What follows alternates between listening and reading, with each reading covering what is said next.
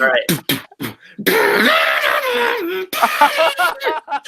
Hey guys, it's Kevin again, and this is going to be for another installment of the movie preview. Of course, we're going to be talking about all of the movies coming out this February. Yes, we are done with January. Not as rough as it could have been, although there was a couple movies towards the end there that were a little rough. But either way, I'm very excited for this month. There's a lot of interesting movies coming out that it definitely does seem like a better batch of films for sure. Certainly better than last February. But before I get into all that, let me introduce everyone here. First of all, you know, he's been with me multitude of times, and he as obnoxious as ever, especially in the beginning of this video. Here he is, Jackson Fulcher. Now look, I'm really happy to be here today. I'm really looking forward to this month of movies. I can't wait to discuss it with you two in particular. Damn, you sound a little bit different today. I don't know what you're talking about. I sound exactly the same. All right. Next up here also has been with me quite a few times. Not as much as Jackson here, and he's not nearly as annoying as Jackson, but here he is, Andrew Hays. Oh man, that was quite the introduction there. That was a bird. Don't appreciate you burning at least Andrew is honest with what he actually sounds like. Wow, that's really racist. This is how I sound like. It's great to be here. Hopefully no one has a midterm. So hopefully not. I don't so far. I mean, I just started classes. My dad's gonna interrupt me. I have a midterm in 6 fucking hours. Oh fuck yeah, I gotta go the fuck to bed. But anyway, like I said, very excited to talk about all the February movies here. Not especially excited for the first one, though. This first one we're talking about on February 1st, literally the first day of February, we have movies coming out. We have a film that I constantly see the trailer during, and I'm basically sick of it. And that, of course, is the highly anticipated film that was supposed to come out in January, that being Miss Bala.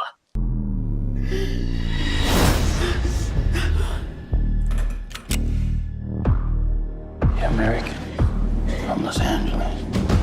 I just want to find my friend. I need you to do a favor for me first. You mess around and I'll kill you both. Park the car real close to the curb. Let's go.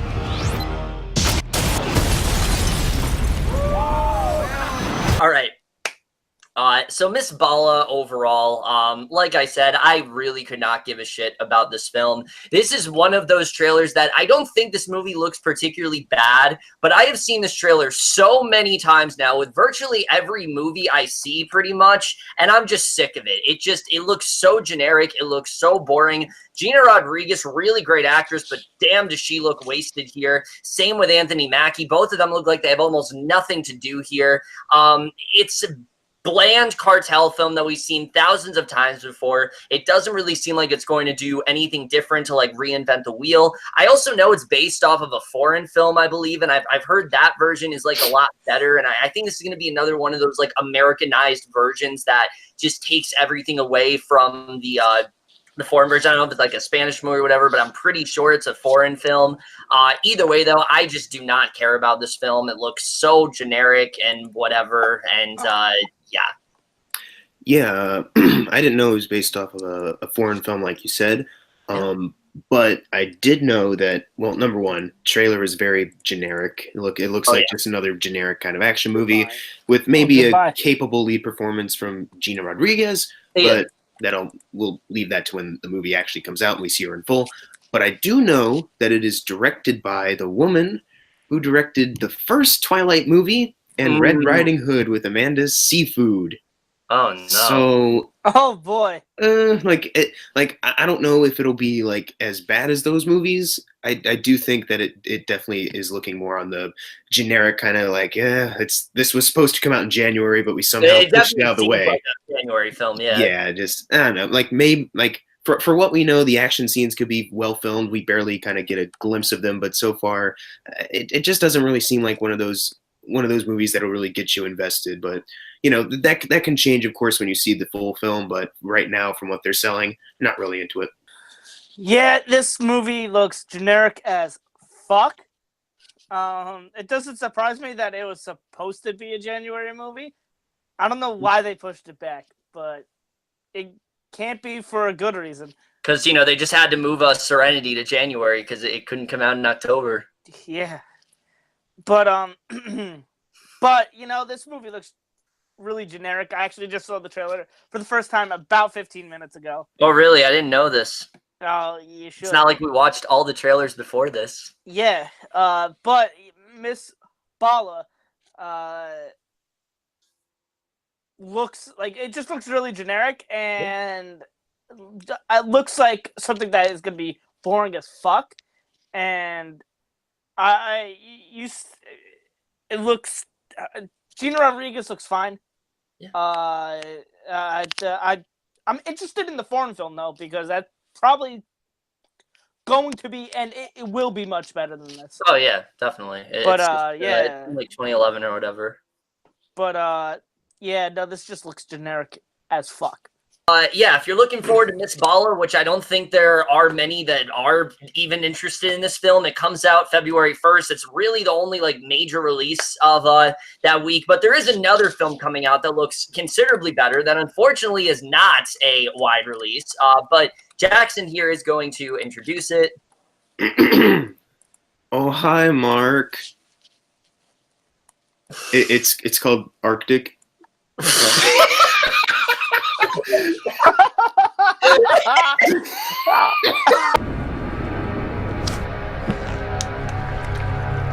Don't worry. It'll be here tomorrow. Or the day after tomorrow. Don't worry.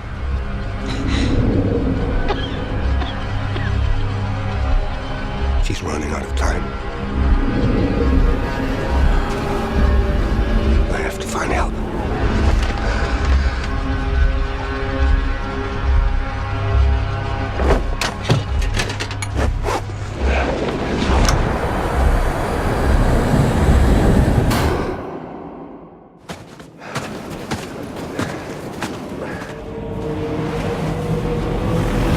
So Arctic is a film with Mads Mikkelsen and some other lady. I don't know if there's going to be any other surprise cast members, but so far it seems like it's just the two of them, and a survival type film from the director of Nothing, because it's the Mystery Guitar Man dude, which surprised the heck out of me. I didn't think he'd direct. YouTuber? Yeah, I didn't think he'd be able to direct a movie like this from what they're showing in the trailer, but it looks very intense. I hope Mads Mikkelsen gives a great performance. I hope Joe Penna, the director, and him got a good rapport with each other. Yeah. And I didn't know that much about it at first, but after seeing the trailer, I'm much looking forward to it. I think it could be really intense and really good. Yeah, I'd have to agree with you. This is another one that I didn't really know too much about, but I saw the trailer once. I think it was before The Upside or something like that. And no, I think it was actually before Glass. That's what it was. It was before Glass. And I didn't see it in any theater. Bullshit. Seeing that trailer, it definitely grabbed me for sure. This looks like a film that is basically one that you have to see in theaters. It looks very immersive and very sort of intimate in that way. And some very interesting things about this film, aside from Mads Mikkelsen, that had me really intrigued, is that it was only shot in 19 days in Iceland, which is very interesting. And I'm interested in seeing how that pays off. And I also didn't know that the director was Mystery Guitar Man. That's kind of cool to see him dive into some uncharted territory. I'm excited to see how his directorial debut was. Last year was a fantastic year for directorial debuts, so hopefully this year can follow suit in that regard. But either way, there's a lot of potential behind this film. Mads Mikkelsen, amazing actor, and I think he's going to give a really great performance here. It seems like a movie that is relatively small, but one that hopefully is very meaningful and really does have an impact on you. It reminds me of that film with Liam Neeson, The Grey, that came out, a few years back. I haven't seen that film, but I've heard that is I've heard nothing but great things about it, and of what I've seen, it seems like it's a very similar tone and things like that. So I'm excited to see how this film turns out. Definitely one most anticipated of the month for sure. And looks really great. It's actually mind-blowing that this is directed by Mystery Guitar Man. Yeah. Because this actually looks really, really good. And looks like an intense film. Mads Mikkelsen looks great. And honestly, I'm now knowing that it's Mystery Guitar Man, that's directing it, I'm kind of rooting for it even more to be really good. Kevin was telling me it does look like it will be having a limited release, which kind of sucks because I saw again another trailer that I saw for the first time like 15 minutes ago. Looks really good. I'm very interested in seeing it, and honestly, I can't wait for this one because the trailer was really good. Matt Mikkelsen looks great, and Mr. Guitar Man's directing it apparently. Yeah, so Arctic overall, if you are looking forward, does come out on February 1st. Now we get to another film that I don't think many people have heard of, that I know Andrew is just very elated to introduce here. And that movie is Piercing. I see this playing out in one of three ways. You want to know? Oh, yeah, of course. That's why I called you. The victim has to be a prostitute. Your guest is on the way out. Thank you. The first step is to get her tied up and gagged. She'll probably try to run and scream. Is everything all right, sir? Everything's fine. You could still kill him. What? Now, again, I only heard for this film for the first time like 15 minutes ago, so I don't know too much about it. But what I do know is that it's a horror comedy film that is premiering at, I believe it's at Sundance. And I really don't know anything about it other than what was in the trailer. Then this guy tries to kill a hooker, and some weird fucking shit goes down. Mm-hmm. This was a really weird trailer. And sometimes I feel like weirdness, to me at least, is appealing. Especially in movies, like It Started to Bother You. That movie gets weird as fuck. But it's so weird that I fucking love it. But a movie like Tully, that was weird, but I felt like in a kind of off-putting way. Really? My dad interrupted me, like I said at the beginning of the video. Very wow, do you have a midterm, Andrew? Let me get through this quick so I could be like, what the fuck do you want? But this, just the weirdness was kind of off-putting to me. It still looks... I'm more intrigued to see it and interested to see it than I would say excited, because the trailer just didn't really connect with me like I thought it would be. But it's getting good shit from Sundance, like good reviews and shit. So that's something to be looking forward to. I will see it because I am interested enough into seeing this, but it just looks a little bit too weird for me. And that's the only thing that kind of I'm like, oh, I don't know if I'm gonna exactly like this. Yeah, I can understand that, but honestly, I actually love that it's as weird and different as it is. There's something about this trailer that is just very intriguing to me. The cast here is really great. Christopher Abbott, Mia Wasikowska. Did you just say Christopher Rabbit? I said Christopher Abbott. You said rabbit. You said rabbit.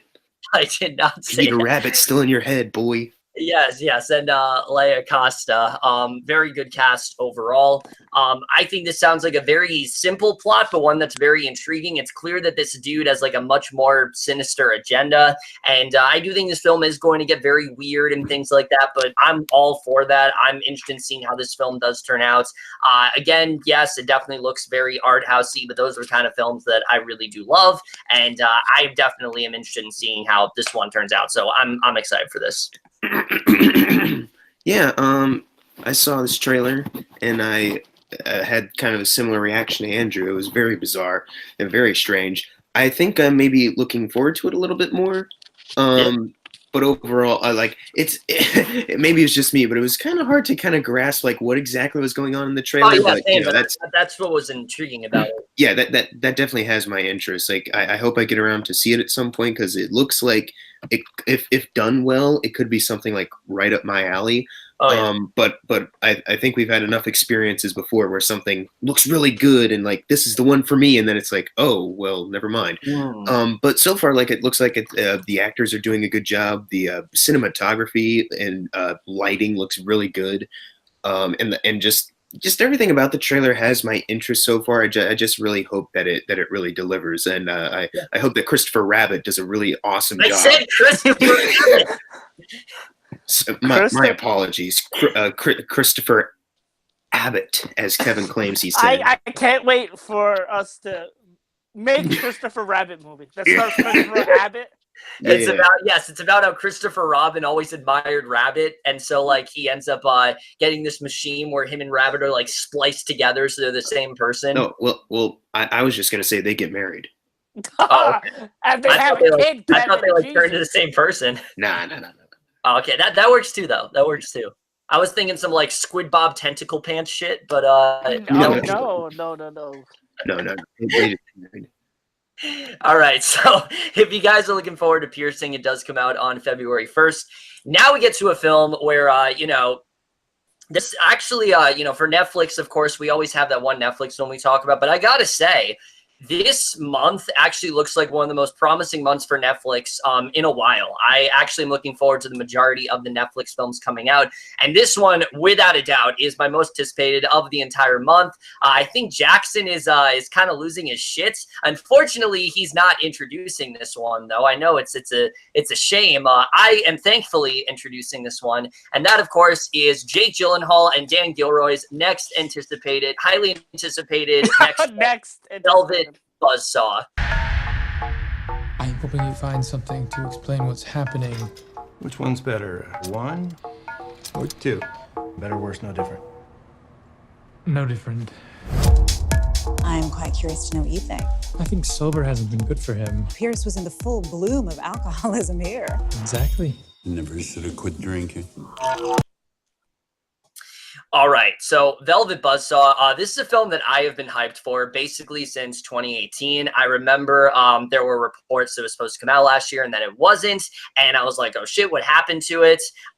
But finally, it's coming out. The trailer dropped out of nowhere. I had no idea it was coming out in February, and honestly, I did an anticipated video on 22 Tiger Dude's channel talking about all the movies like I'm really excited for, and I really wish I knew that this was coming out then, because this easily would have cracked the top 5. It honestly is like number 3 or something like that of like the first half of the year. And I cannot be more excited for this film. It looks so weird and different. Jake Gyllenhaal looks like he's playing a very different type of character here. Someone who, he kind of reminds me of Reynolds Woodcock, where like he's very meticulous about his work and things like that. And that's something I'm very interested in getting into. And then it looks like it's going to go from this very sort of art housey film about, art and things like that. And then it's going to turn to more of like a horror film. And I'm excited to see how that turns out. The cast in general, aside from Jake Gyllenhaal, I mean, Toni Collette, I mean, come on, coming off the heels of Hereditary, how can you not be excited for that? Rene Russo, John Malkovich.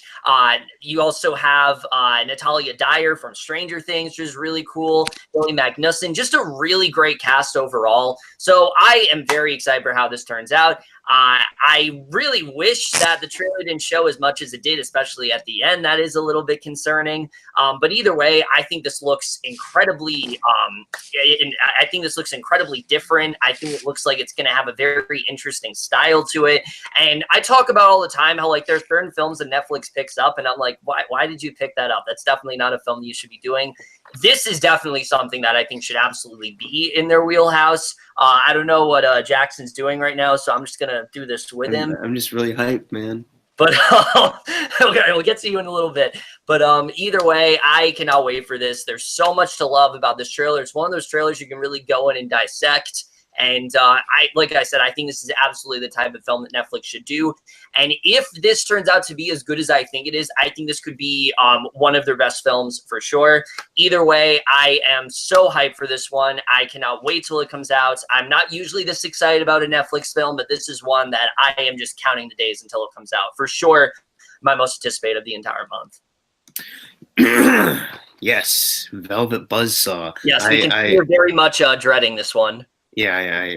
You know what? Yeah, it looks too terrible. It's so pretentious. Like, why are you making fun of critics, Jake Gyllenhaal? God, your performance is so cartoony. Oh yeah. Man, Dan Gilroy, he made Nightcrawler, and nothing else has been good ever since. Oh, Toni Collette, stop being in horror movies. You're so awful. Yeah, it looks. But in all seriousness, Velvet Buzzsaw is like easily top 5 most anticipated of the entire year for me. Yep. I'm so hyped, and it comes out like literally next week.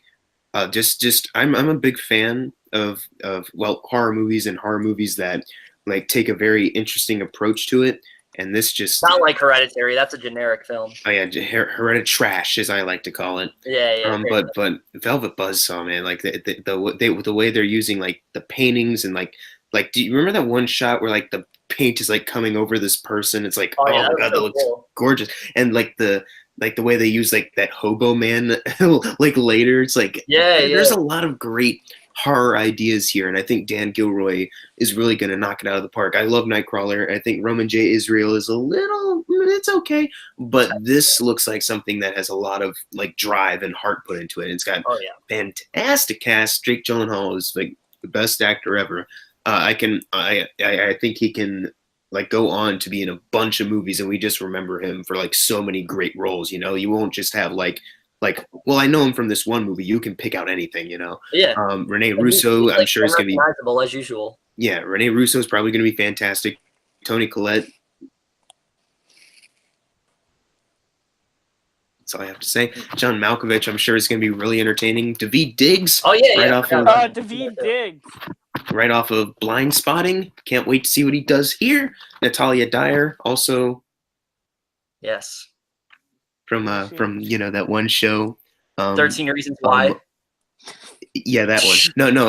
No, it's called Weirder Things. Oh, okay. You know that one? It's called Things Stranger. No, it's on. Stuff. You mean Stranger Thongs from Smart? Yeah, there you go. Stronger Got Things. him. But yeah, I'm. What was I saying? Oh yeah, I'm hyped. That's it. All right, Andrew. All right, this movie is probably my most anticipated of the whole month. Oh, easily. I love Nightcrawler. Jake Gyllenhaal is easily one of my favorite actors of all time. He's actually my number 2. So what the fuck you doing, bro? I don't know. This is what Jackson was doing, so I'm just vibing with him. Okay. So I'm gonna hold on. I gotta get in sync with you guys. I'm not doing that. But Velvet Buzzsaw looks really, really good. What are we, fucking seals? But Velvet Buzzsaw looks really good. Like I said, with piercing, this actually looks like very fucking weird, but like really fucking weird in the fucking awesome kind of way. And I'm just so intrigued. I know like really nothing about the plot and what's going to happen, so that keeps me even more excited because I know as little as possible. And just the cast looks really awesome, and the trailer, awesome. Is my most anticipated of the month. Jake Gyllenhaal probably going to be fantastic in it because, you know, let's be honest, Jake Gyllenhaal could play a fucking pile of shit and be fucking fantastic. Oh, yeah. So.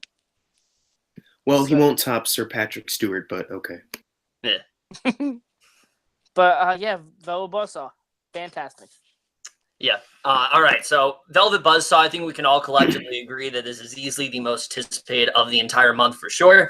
But if you are excited for Velvet Buzzsaw, it does come out on February 1st. Unless you're going to Sundance, then you get to see it this Sunday, which fuck all of you if you do. But either way, switching gears entirely, we get back to a film. We go from a film that looks incredible to a film that looks incredible, but in another sense, because it looks incredibly generic and by the numbers. And Jackson fucking dumb. is very excited to introduce this one instead of Velvet Buzzsaw. Remember Polaroid? Yeah, I talked about it once, and then it got moved. That's a shame. I can't wait to see that. I know, yeah. Anyways, what's this movie called? It's called Then Came You. Why don't we try an exercise? Okay, relax. It's not a test. Nice of you to join us, Sky. You know me, Dan. I'll be late for my own funeral. Yes, all right? Make a list of all the things that you want to do. I don't know what to write. Write anything. No one cares. You're dying, remember? When I started going to support groups, everyone had the same name. His test came back clean. testing for something that he never had. What else is on your list? You said that like it sound like it's going to be like a murder mystery. It should be.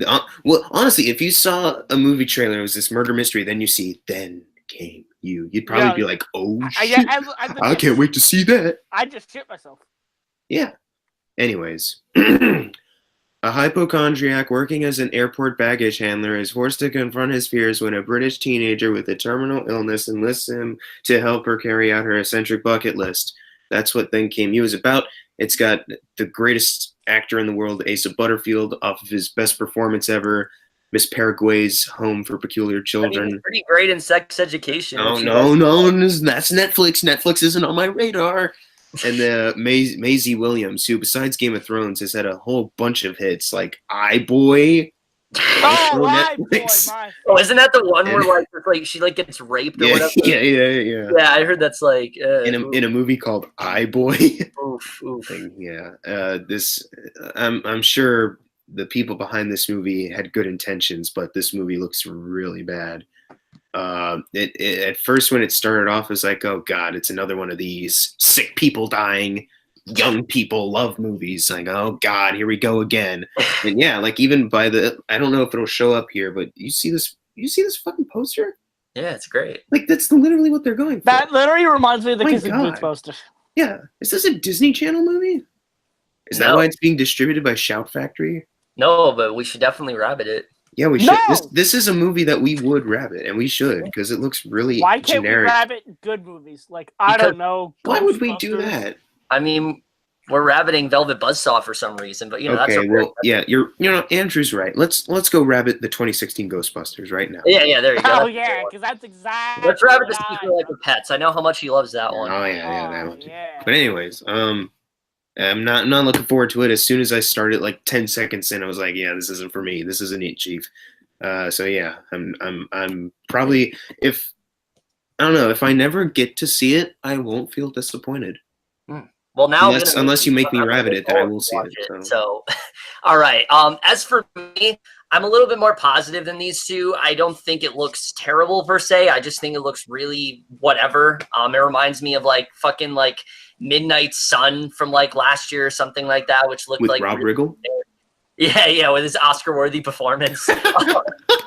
But I mean, it's a good cast. Definitely, I like Asa Butterfield, especially coming off the heels of, like I said, Sex Education. He really showed his potential in that show. Maisie Williams is a great actress that always seems to get casted in like really awful stuff. I don't really know what's going on there.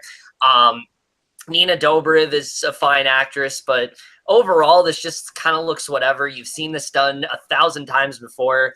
There are literally so many movies that I could just, pick from that are pretty much like a beat by beat version of this. Even The Upside this year had a very similar vibe in that sense. It looks so been there, done that. I've seen this movie so many times before. I can already tell you how it's going to end. One of them's going to die. There you go. That's how the movie's going to end. But it's a thing. I'm probably not. It's definitely a spoiler. It's nothing predictable or anything. I'm honestly surprised Nicholas Sparks didn't do this film because it definitely seems like something he'd get his hands on. In general, it just looks whatever. I've seen this 1,000 times before. It's a film that I'm probably not going to talk about unless I do like a catch-up review. And this movie looks really fucking dumb. Like, I watched the trailer, and I literally thinking to myself the whole time, this looks like a poor man's Fault in Our Stars. Like, that's a good way to describe that. Yeah, pretty much. Yeah, like literally, two people are dying, or actually, no, the one person's fucking dying. Yeah. Even though I don't know, because she says like at one point, "Oh, you're dying," but like we don't even know if he's I don't even know. All I know is that he's fucking touching himself. I don't know. In front of like a little boy or something. I don't know. Yeah, that was really that was pretty awesome. God. Okay. Because he's Brian checking. Singer. He could because he. Oh my God.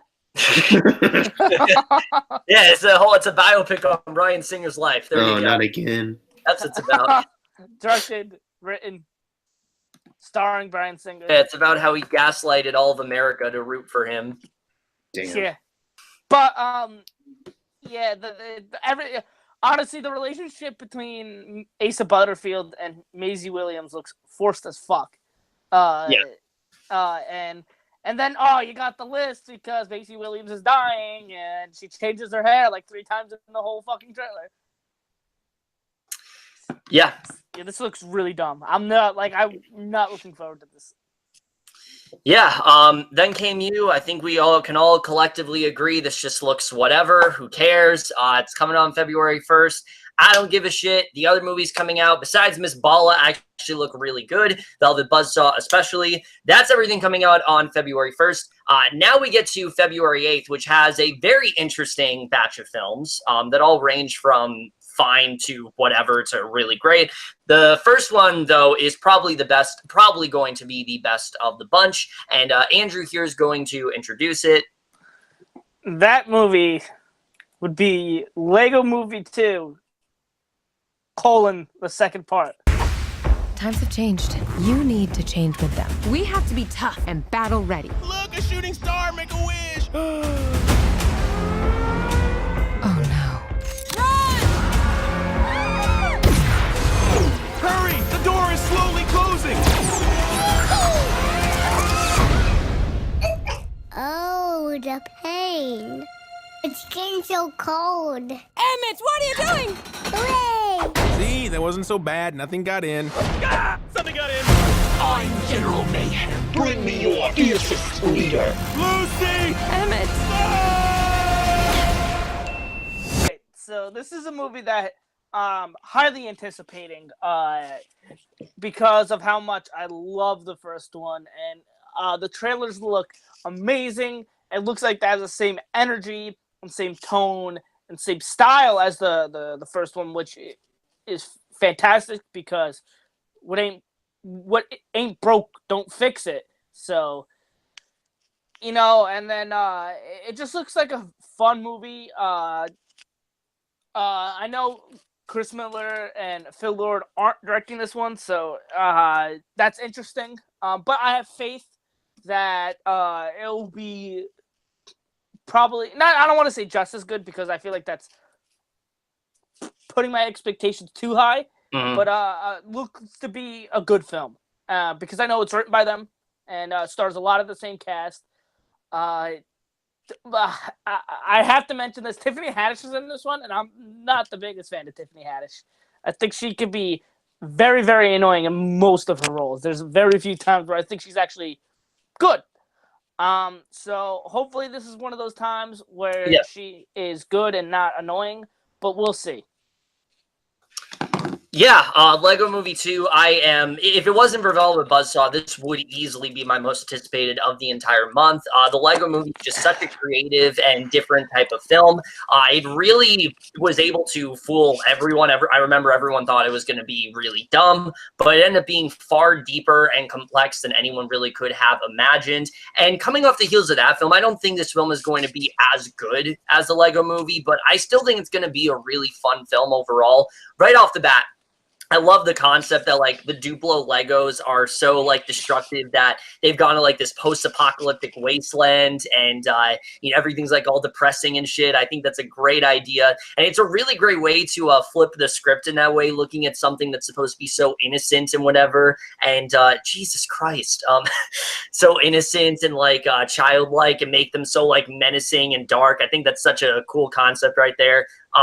But then beyond that, the character of Rex Dangervest looks like he's going to steal this entire film. I love what they're doing with him. All the various references, especially the scene where they blatantly are referencing like all the franchises that Chris Pratt is doing, and like it goes completely over his head. Stuff like that is just so great. This looks like a film that, no, it's not directed by Phil Lord and Chris Miller, but it definitely still has the feel of their film, and they're still writing it, so you can definitely tell it is still their movie, and I think they do a very good job with that. The new characters look like they're going to be really good as well. Tiffany Haddish, I'm excited to see what she does here in a role that's not her just, hey, I'm Tiffany Haddish, I'm going to scream every other line. Like, I'm glad it's not that. So I'm hoping it's something really great. The animation looks honestly even better here. Just in general, this looks like it has all the makings of a great sequel. I know that it is showing in advanced screenings, actually. Well, it has already shown. When this will be up, it will have already shown on that Saturday, and I'm interested in seeing the reviews that ends up getting. But either way, I cannot be more excited for this film. I think this looks like a really great sequel, and I am definitely very excited for it. Yeah. That was a great Tiffany Haddish impression, by the way. That was really good. I bet you can't do a better one, Jackson. No.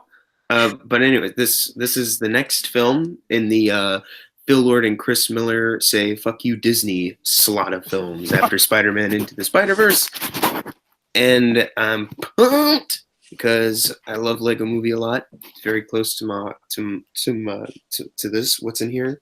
What's the organ? Your lungs. Yeah, my lungs. It's a movie that's very close to my lungs.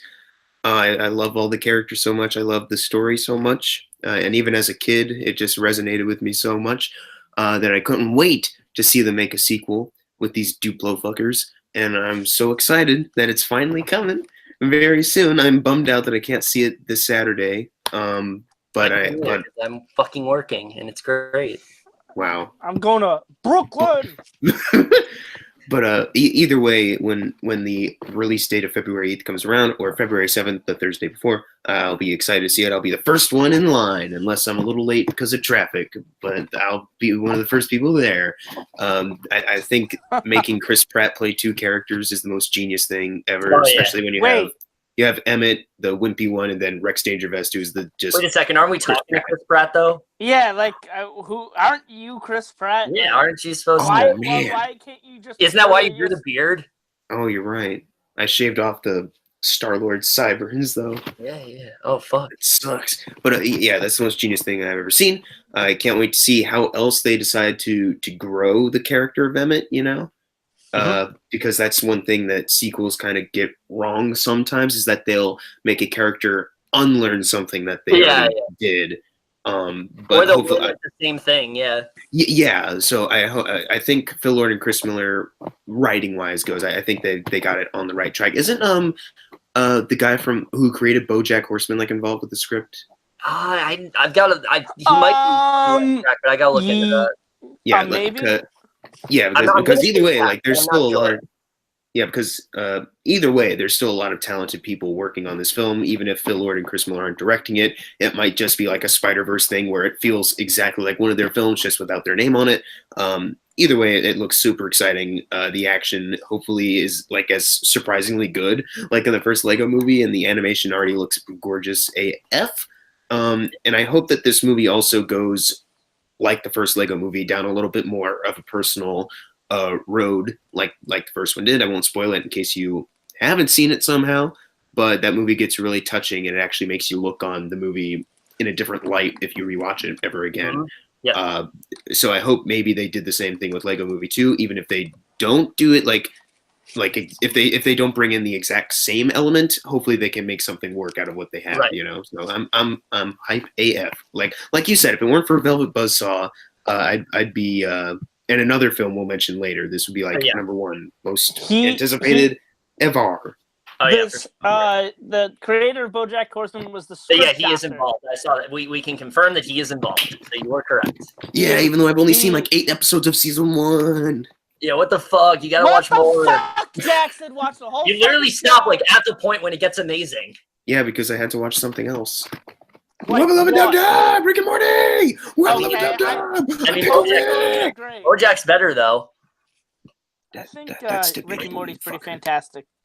Rick and Morty's the best show ever made. If you don't understand it, you're not an intellectual. I mean, I still love Rick and Morty. Go fuck yourself. Don't go fuck yourself. All right. No! Dumb! You're gonna have to make this much private! I'm trying to speak! Alright. Lego Movie 2, if you are excited for it, which I'm sure many of you are, it does come out on February 8th. Very excited to see how this film does turn out. Also on February 8th, we have another film that I'm really not as excited about, but some people are. I'm really kind of not. But it is Liam Neeson's next action film, even though he said he was done with it. No, he said this is his last one. Yeah, so fuck you. We said that with a commuter, actually, and you know. No, he said Cold Pursuit is his last one. Well, we'll see. Either way, we'll see. Jackson, just because he's Jackson. It is Cold Pursuit. He died of a heroin overdose. We didn't know our own son. Kyle wasn't a druggie. Sorry, but all the parents say that. You're gonna have to say a few words.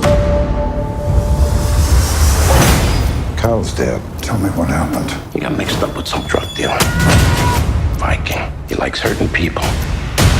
What is it with all these nicknames? Speedo, Viking, Eskimo. It's a gangster thing. Did you have a nickname?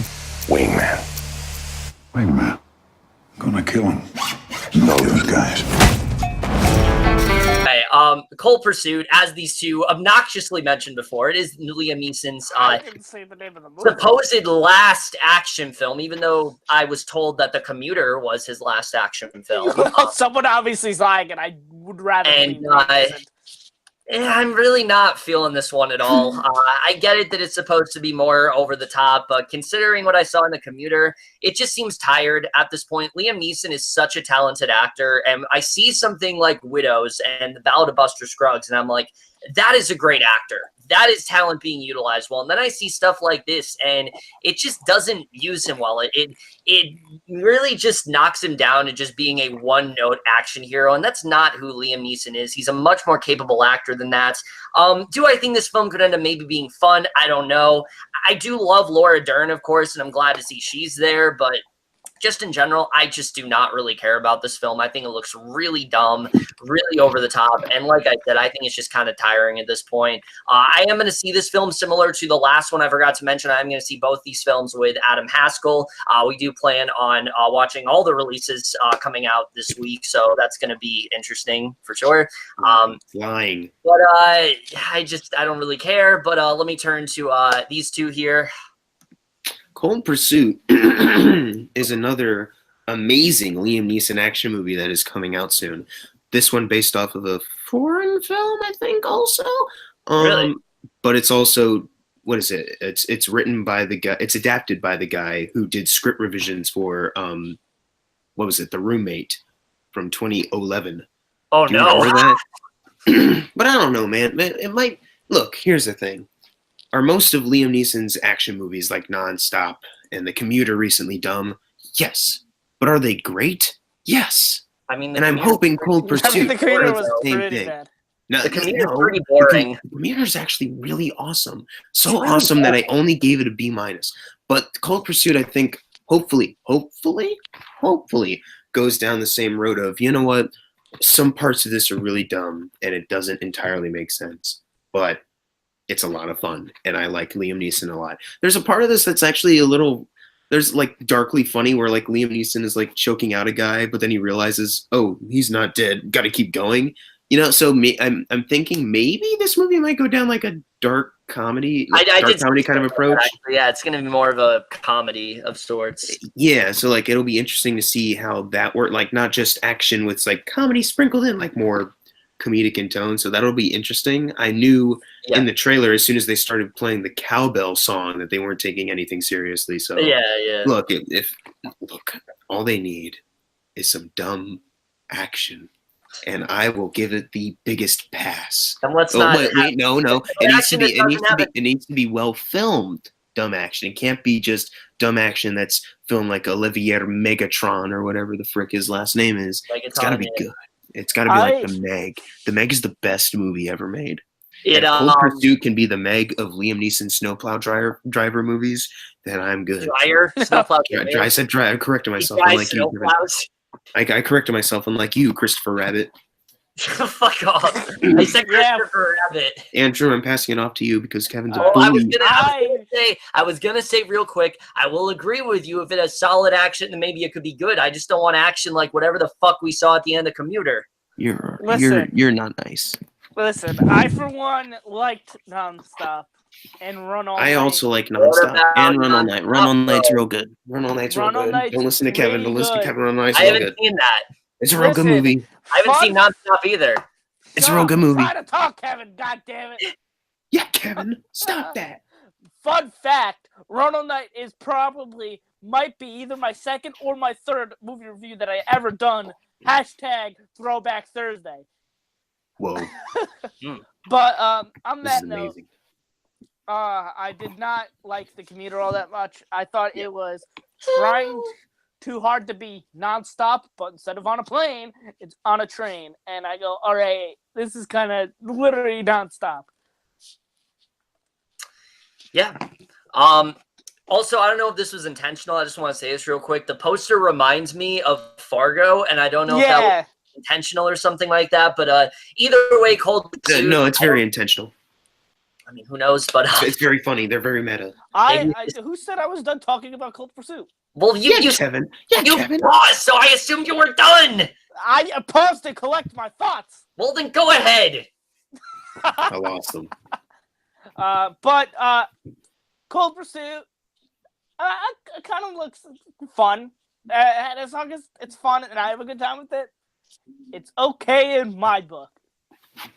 All right, Kevin, now I'm done. Yeah, Kevin. All right.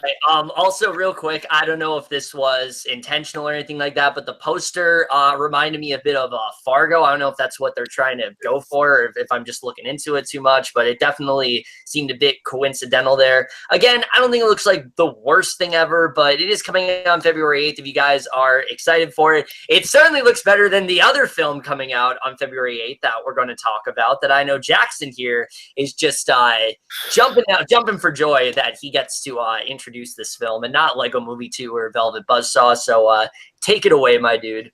You gave me all the shitty movies today. It wasn't intentional. It just worked out that way. It was very much intentional. As much as all I Kevin need- wants to deny it, it was intentional. All I need to do to introduce this movie is just show the latest poster they released. Oh my god. Man, that's so good. Isn't Like that how- literally the poster from What Women Want? But Love how- instead of Mel Gibson, it's I think so, yeah. Tracy Morgan. He's a big part of the film. Oh my god. This is What Women Want 2, Electric Boogaloo. I'm so sick of this boys club. Every day is paid day. You don't connect well with men. Just stay in your lane. I don't trust women who don't get dudes. Like I don't trust a man with no eyebrows and too many keys. I know someone you should talk to. I can help you connect with men. Why don't we have some tea? This smells like dirt. Oh, that's just jasmine tea. If you don't count the weed and the peyote and the crack.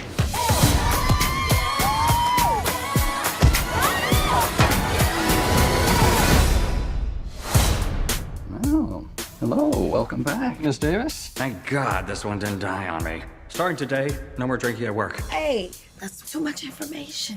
I didn't say anything. I feel weird after last night. Yeah, that's what happens when tequila meets desperation. Okay, stop saying things you shouldn't be saying to your boss. Holy crap. Can you hear my inner thoughts? I can hear your inner thoughts. What Men Want. You'd think I'd be excited for this movie because it's directed by the man who made Rock of Ages. Oh, I But- like Rock of Ages. Leave but- Rock of Ages alone. But here's the thing. This is a remake of a Mel Gibson film, What Women Want, and I'm sure if a lot of people who are watching that today are like, ooh, this does not hold up well. I don't know. I haven't seen it. But they decided, you know what's PC friendly? You know what's progressive? If we take that film and we just do it again, but we just switch the gender. This is super progressive, guys. And let's make it cringy, awkward, terrible, cheap, and lazy, and terrible, and cheap, and lazy, and awful, and cringy. I'm saying the same thing over And and over cheesy again. and awful and Yes. cringy. Terrible and But- cheap. But I'm right. It looks awful. It like I've seen this trailer too many times Oh, to yes. the point where I want to kill myself because I'm afraid that I'm going to see this trailer again in theaters. And I don't want to see this movie, but I know I'm going to have to. And it looks like the worst thing ever. like the little like the guy who played Steel and Max Steel is in it as the sidekick guy. Oh God, Like he's him? terrible. Oh Like no, so awful. And it's like Pete Davidson's gonna be here. It's like, oh, they're gonna use the SNL guy, but they're gonna make him terrible like they usually do in a lot of these comedy movies that suck ass. Like, hey, you're good on SNL, right? Yeah, we'll just put you in this movie and we'll just let you go loose. We won't try to control you or anything. Just do whatever the frick you want. We don't care. Yeah, work with Like, Tiffany Haddish, so you know. yeah, it's like, oh well, since I have no direction, I don't know what to do. I guess I will literally make up anything to get a laugh. And they'll use the worst take every time, no matter what. No, And gotta it's use that first take. We can't use another one. And just like, I fucking hate these trailers, man. I really hate these trailers. It's just like, I don't know if this is because, like I said, I have not seen What Women Want with Mel Gibson. No, I haven't but either. a lot of like, it seems like this movie's trying to go for like unrealistic thoughts for the sake of comedy.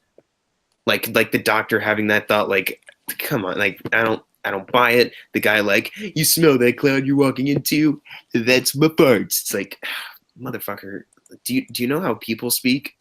Do you know how, like, do you understand? I'm like, man, that's like not something somebody thinks. Shaq finally has a winning hand. Why am I thinking in the third person? Get it? Do you get it? Do you get it? Do you get it? It's a joke. It's a joke because he's speaking in the third person, but he's thinking it. This is how people think. Fuck you. Hate you, Adam Shankman, but please make Rock of Ages 2. I'd love to see it. Yes. All right. So. Oh God. All right. So what? I hate you, Kevin. Hey, it wasn't my fault. You got most of the shitty. You put me on here intentionally. All right. So what men want? Oh God, where do I begin with this one? Look, similar to Jackson, as I alluded to, I have not seen What Women Want. I really have not heard anyone talk about that film, honestly. I didn't really think it was well acclaimed or anything like that. So that alone is baffling. But then when you watch this trailer and you actually realize what it's about, that's really when I started to dread this movie. I was dreading it pretty much from the first trailer, but once I found out what it's actually about, she can hear men's thoughts and things like that, it just seemed like it was catering to the lowest denominator possible, especially the Get Out reference is just so cheap. And it's literally 2019. Like if you were going to make that joke, make it in 2018 when that film was people were still talking about it. It's not like people are still talking about, but not nearly as much as they were in 2018. So that was really bad. But Kevin, that joke killed in every theater I've seen the trailer in. And by killed, I mean no one laughed. And people just kind of groaned. Oh yeah, same. Literally, I've heard groans. Tiffany Haddish not Tiffany Haddish. Taraji P. Henson, what are you doing here? A really great actress, but she just continues to make shit pile after shit pile. She did Proud Mary. Now she's doing, then she did Acrimony, my favorite and yours. And now she's doing this shit. And honestly, I know you guys, this is predictable, but I am shocked that this is not somehow a Tyler Perry film. Everything about this movie seems like something Tyler Perry would get his hands on. Right.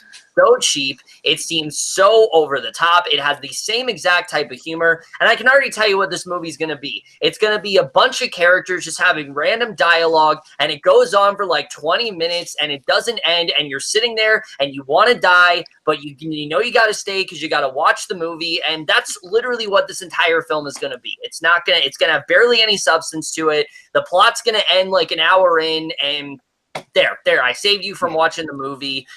The cast here is really not that great at all. Tracy Morgan, I enjoy. I think he can be really funny, but he keeps picking stuff that his talent is either completely wasted in or he has just nothing to do. And he looks really bad here. All the other actors look really bad here as well.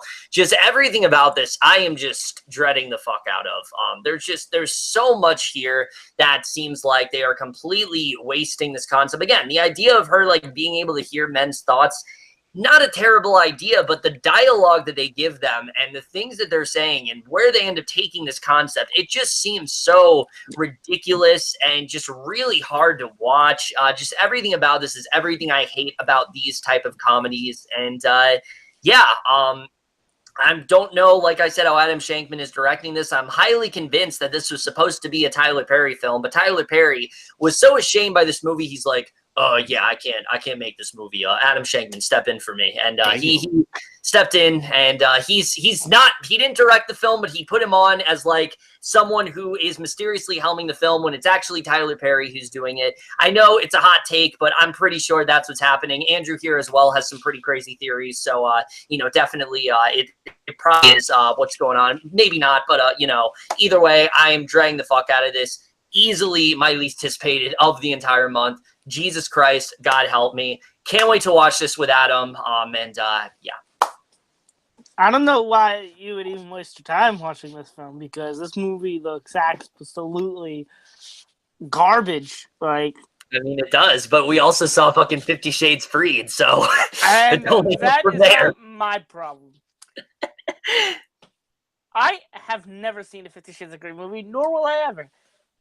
Good, don't. They're all trash. But this movie looks like trash. Like, this honestly looks like one of the worst movies of the year.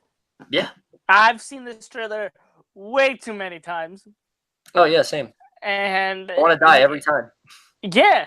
Oh, especially when they're fucking screaming in the car. Oh like, my why God, the fuck yeah. are you screaming? Stop fucking screaming. That right there is like, how did Tyler Perry not do this film? Is it not funny to scream? Weird. No. I thought it was very funny because people are just screaming, and that's hilarious. Yeah, Yeah, I agree with everything you guys say. This doesn't look like a progressive film. And If anything, it looks like a step back. Yeah, this looks honestly incredibly sexist. Like she. Yeah, it does. And I have not seen What Women Want, but that movie probably is also extremely sexist. Right. Probably. So let's remake the movie so it can turn out the exact same way. Yeah, except it'll be against it'll be against men, and people we hate men, so. I got a great idea, Kevin. Oh, what? And Jackson. Let's remake The Kissing Booth, but have Joey King's character be a man. Oh, good. That'll work. And then we'll have Joey King in the guy role. Yeah. So like we'll take a movie that over-sexualized women, and now we'll over-sexualize men because there you go. Fuck it. We did it. We fixed sexism. Yes, let's do the same exact Joey thing. King, and we'll get the other chick from Slender Man. Annalise Basso? No, the other one. Oh, Juliana. No, yeah, there you go. The one that was terrible. Yeah. That's how we fix sexism. We take films that are sexist and we keep them sexist. Yeah. Keep them sexist, but we make it the opposite gender, so we're being progressive. But yeah, fuck this movie. I mean, you work with Ghostbusters, so it's got to work. Oh yeah. Come on. Let's take Ghostbusters 2016, but make all of them men again. Hey, wait, that's not a bad idea. Yeah, honestly. It's almost as if they're doing that. All right, but if you guys are excited for What Men Want, which I literally don't know anyone who cares about this movie, it comes out on February 8th. Jesus Christ, help us all. Unfortunately, the terribleness continues with the next film that Andrew here is going to introduce. God help me.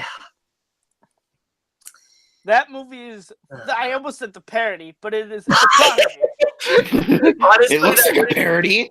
That wouldn't be too far off. That wouldn't be too far off. But go ahead. The Prodigy.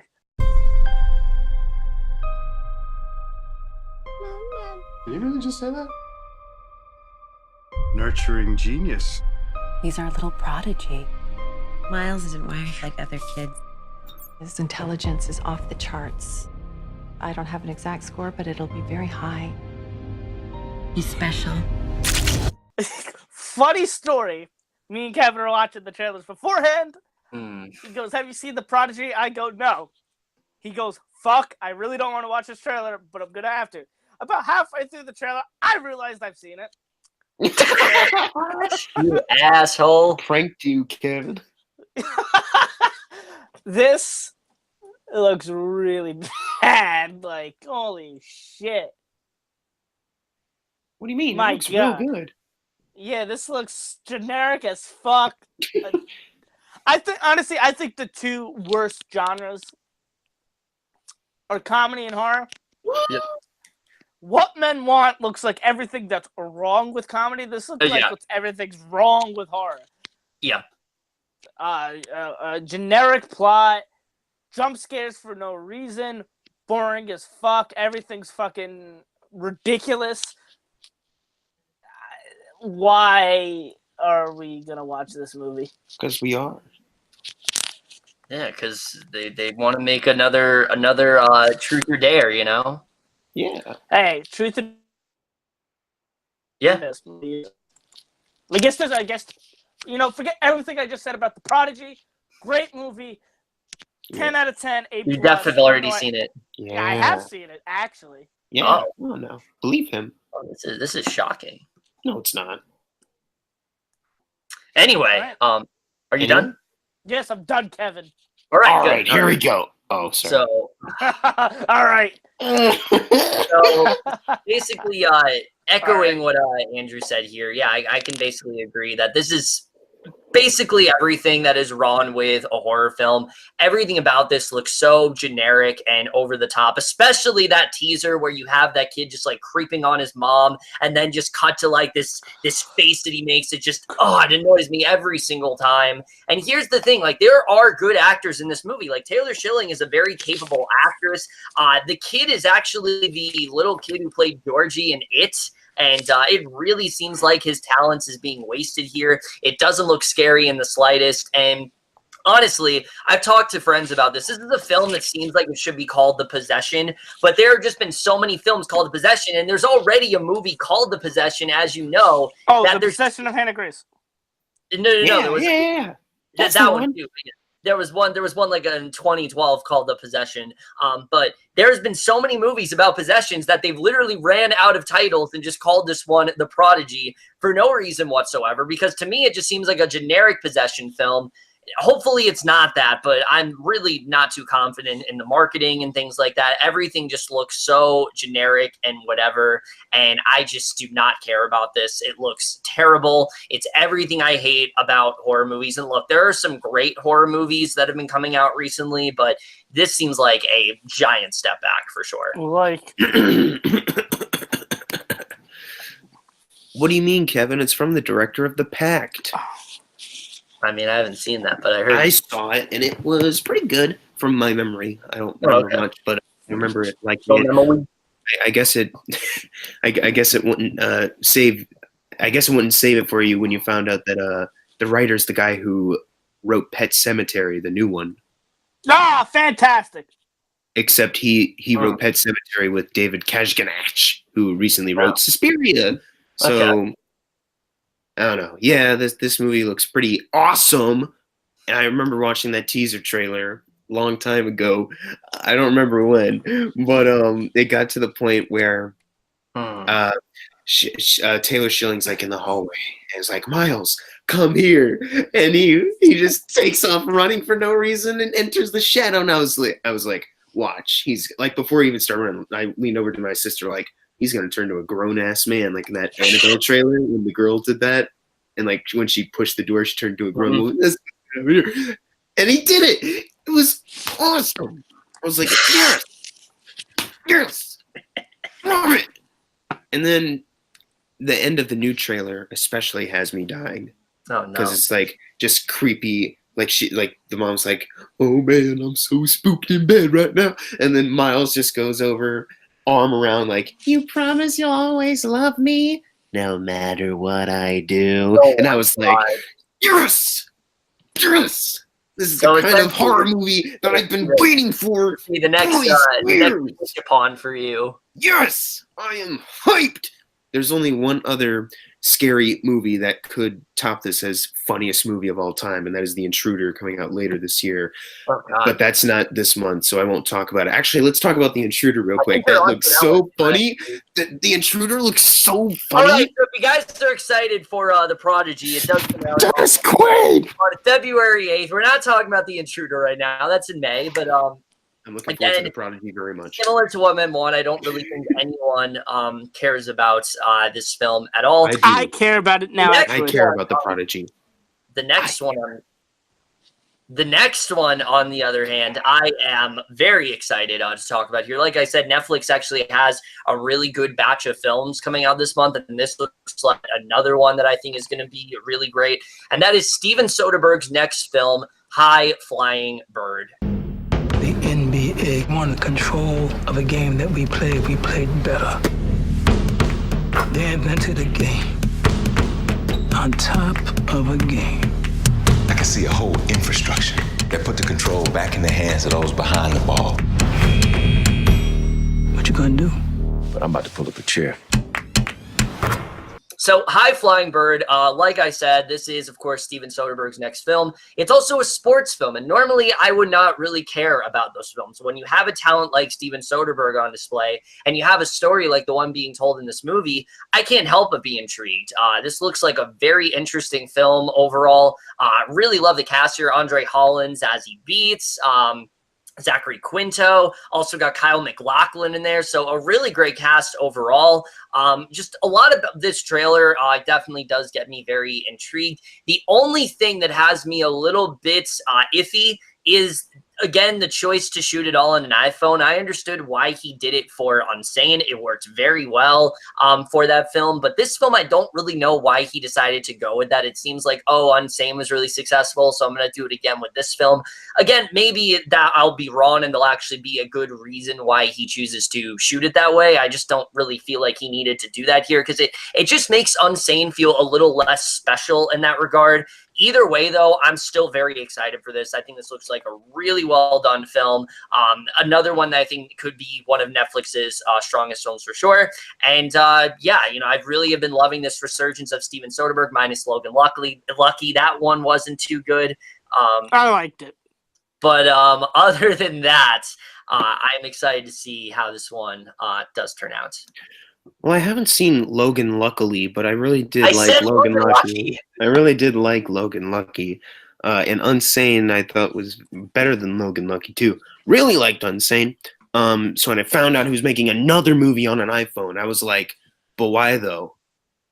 Then I found out it was a sports movie, and I was like, but why though? Why are you filming it on an iPhone? Then I saw the trailer, and I was like, hey, this looks really good. And it looks like you got a lot of great performers in this movie, but why though? Why are you using an iPhone? And the closest thing, there's two things, Kevin, that I'm gonna guess. Okay. One of them is during a basketball game, he wants to get it close in their fucking faces, so he's gonna run up during the play or something like that. Yeah, because there are certain angles you can use on an iPhone that you can't really do on a regular camera. Yeah. So I'll give it that. Second guess. Steven Soderbergh was originally going to release this to theaters and was like, I'm going to cheapen up on my camera equipment and use my phone again. But then Netflix was like, we will literally pay for everything if you distribute it here. And he was like, oh, I could have used a camera. Shit. Never mind. Yeah, I mean. But yeah, it looks really good. Yeah. High Flying Bird, it looks good. I love basketball. It's my favorite sport. Really? Yeah. Didn't know this.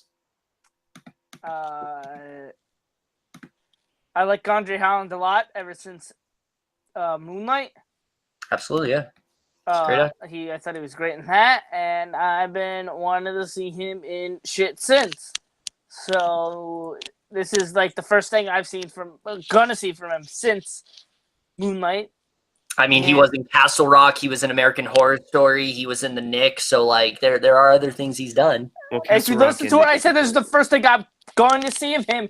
Let's not forget his great role in A Wrinkle in Time. Totally needed to be in that movie. Yeah, love Wrinkle in Time. No wasted at all. It's an amazing movie. But yeah, no, this looks really good. It has the guy from American Vandal. I don't even know what that Also, is. who played basketball in American Vandal. Yeah, sure. The Turd Burglar. Oh, yes. That's a funny name. Yeah, I think you're a funny name. Thank you. Yeah, Jason Fletcher's a really funny name. Shut up. My name's Chris Pratt! But no, this looks really, really good. High Flying Bird, if you are excited for it, it does come out on February 8th. It's the one that I don't really feel like a lot of people are talking about. I'm hoping it does get a lot of attention because, when you have a talent like Soderbergh on display, I think that really, for the most part, you're going to get some really great stuff. So I'm excited to see how this one does turn out. Now we go to Jackson, who you actually don't have a shitty film to introduce for once. I know it's a blessing, but you do have a film that I am actually kind of excited for. So go ahead. Finally, a movie that I can be somewhat excited for when I introduce it on this movie preview. It's called Everybody Knows.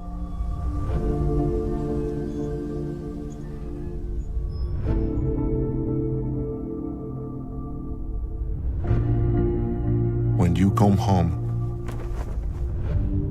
to a place of old friends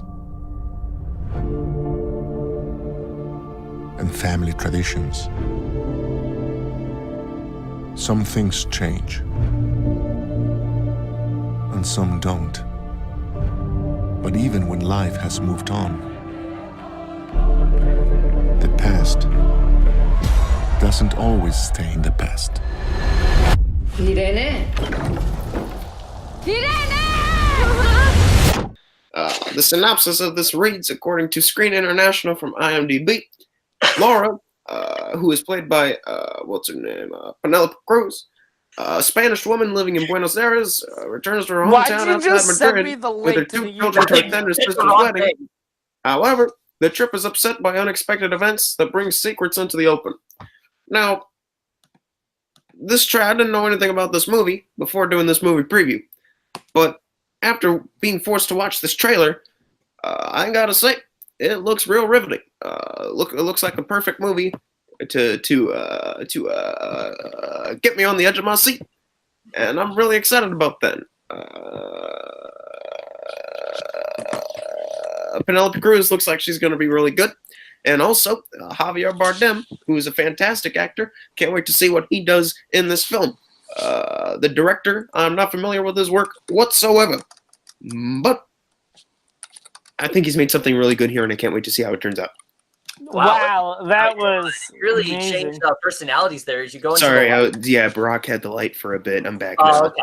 Everybody knows, usually when it comes to foreign films, I am intrigued to watch them, but I usually rant about how the trailer did not market the movie well and that it wasn't really a good trailer.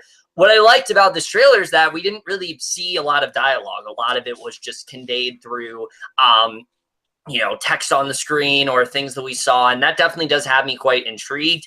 Penelope Cruz and Javier Bardem, I'm excited to see what they do together. I know they had another film, Loving Pablo, that wasn't too good, but I've heard actually decent things about this one. I really do love both of them as actors. I think they can both be really great. I'm excited to see how the story turns out with all these secrets he's keeping from her. It sounds like a very riveting and intriguing story, and overall, I definitely am interested in seeing how this turns out. I hope the version that leaked gets fucking subtitles soon so I can watch it. Everybody knows the sequel to the hit song Everybody Talks. I'm kidding. Nah, but no, it's the sequel to the song from Justice League. Wow. Because remember, Everybody Knows? No. Damn. So everybody doesn't know this movie's gonna suck because I don't know. But seriously, I love Javier Bardem, and I almost said a different name, but I meant Penelope Cruz. I love them both. They're great at acting, so I'm intrigued because of them. I'm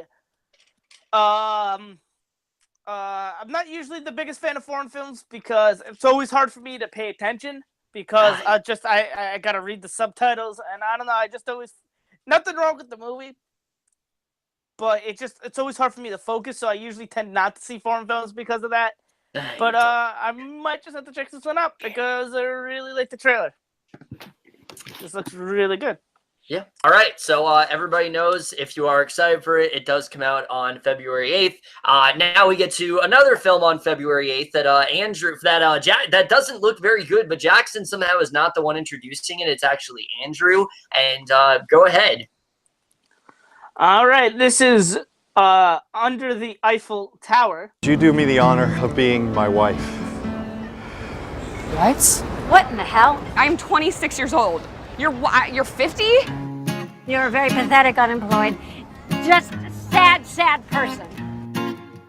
Oh, cheer up, man. The most beautiful women in the world live in southern France. Bonjour. Do you want some? Yeah. Hey, beautiful wine lady. I can see you want to take in 2 hapless travelers. My name is Louise. I'm one of the owner of the Chateau de Beauregard. This is Gerard. Where are you from in the States? Louisville, Kentucky. Asheville without the music. Inhale the bouquet. Every glass of wine is a courtship. I do believe I detect a bit of grapes in this one, yeah? And for those who don't know, I usually like to have the Wikipedia page out in front of me, but there is no Wikipedia page, so I will try my hardest. Use IMDb then. But the thing is I Googled it, and now I am looking at a poster for As Above, So Below. As I'm looking at the As Above, So Below poster, I will tell you my thoughts on this movie based on the trailer. Oh my god, I got that too. So, London Bridge is falling down. No. Yeah. My Fair Lady. All right. So, this movie kind of looks bad. I was not interested in the trailer. It didn't grab my attention. It doesn't look good. It looks really, really boring and generic as fuck and cheesy. And I just want to watch As Above, So Below now. I haven't even seen that. Because the only way out is down. That is the tagline for As Above, So Below. Under the Eiffel Tower. Initially, I was actually looking forward to this. I remember the trailer being pretty good, but as I rewatched it, yeah, this doesn't really look too good at all. It looks very generic. I do really like the cast here. It's cool to see Matt Walsh and Michaela Watkins in another movie together, especially coming off the heels of Brigsby Bear. Also, Matt Walsh is one of those actors that's usually relegated to like a very small, like forgettable role. So it's cool to see him actually be front and center here. It just kind of sucks that the movie he's in doesn't really look all that great. It doesn't look bad necessarily. It just looks really kind of whatever. I don't really care about all that much. And As Above, So Below is a great movie, even though I've never seen it. And yeah. So Under the Eiffel Tower, it just looks like another one of those found footage horror films that are just so cheap and lazy. Like I just don't know what to be excited about here. Well, it also says that it came out 5 years ago, but I don't know. Yeah. Also, it came out in August. Sorry, I was reading the wrong one. Lol. Under the Eiffel Tower. It looks smooth. I mean, Matt, cool that whoever the fuck you just said Matt are in it. Yeah, but who's the lady? Michaela Watkins. Yeah, who cares? I don't really care that much. I mean, I know they're in Brigsby Bear together, but I think Brigsby Bear is a much better movie than this will ever be. Yeah. This looks very generic and very just not awful, just very sappy and just bleh. Like it looks like maybe slightly more drama-esque than normal movies that Matt Walsh tends to be in, like comedy-wise. So there's that, I guess. I don't really care. I'm very depressed. Either way, Under the Eiffel Tower, if you guys are looking forward, does come out on February 8th. It's just total chaos over here. But the next film that we're talking about, this is one that I actually am very interested in. It has one of the most interesting titles I've ever heard, and that is The Man Who Killed Hitler and Then the Bigfoots. So how have you been? You look a little tired. What's bothering you? Things I could have done differently. Regrets. I shot someone during the war. I never wanted that, even if he had it coming. And he did. All right.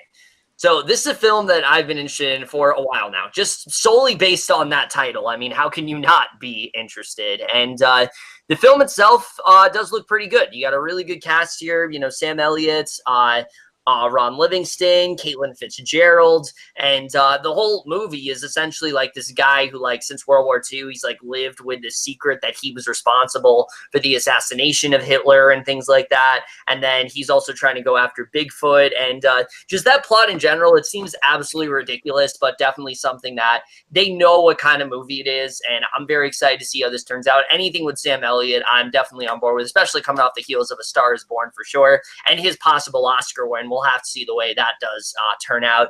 But either way, I think this looks like a lot of fun. Definitely interested. And yeah. Yeah. This is a fantastic title for this because it immediately grabbed my attention. And, and Sam Elliott just doing this movie, I never thought he'd do something like this, like in his age now, I guess. But look, he seems like he's doing a good job. I don't think he's doing all the stunts, though. No, believe it or he's not, really I don't old. think. He's like almost 70. Yeah, but it Wow, looks like it looks like a lot of fun, and it looks like it could be a lot of fun, and I can't wait to see what they do with it, and I hope it's good. All right, go ahead. To the person that just hated on Sam Elliott and said he was too old. I did not. No, I did not say that. I'm talking to Andrew. I didn't say he was too old. I just said he's like almost 70. Why would he want to be doing his own stunts? Go ahead. Listen, I love Sam Elliott. He is a beautiful man. What was that? Me. It sounded like a mouse. Keep going. Sam Elliott is a beautiful man. Kevin would totally kiss him on the mouth. Oh, definitely. Yeah, I love that. I love old straggly men with like very thick beards that like he's right though. Fully cover their face. Yeah. So, I mean, I agree with Kevin. The trailer, not the trailer, the title alone is what makes me interested because this has to be a pretty bonkers film to have that bonkers of a title. Mm-hmm. So, the trailer was pretty good. Yeah. Sam Elliott probably doesn't do his old stunts because he's almost 70. Oh, what gave you that idea? I don't know what gave me that idea. Shut up, Kevin. I'm not even sure what I'm saying anymore. So, any film with Hitler dying is great. Oh yeah, for sure. Because that's Quentin Tarantino. Go after Hitler. Yeah, no, but this looks like a pretty solid film. Yeah, it is. You better see my movie. But either way, if you guys are looking forward to the movie, It's terrible. Stop this. It comes out on February. Now, if you don't stop that, I'm gonna subpoena you. Hold on. The next film we're gonna talk about, we're going to February 13th now because two films come out on a fucking Tuesday, and I don't know why. Actually, Wednesday, and I don't know why. And this first film, I know Jackson, again, very excited to talk about. Well, I introduced something good finally, but now Kevin is forcing me once again to introduce something really terrible with the dollar store Chris Hemsworth. So that's good. It's called Is It Not Romantic?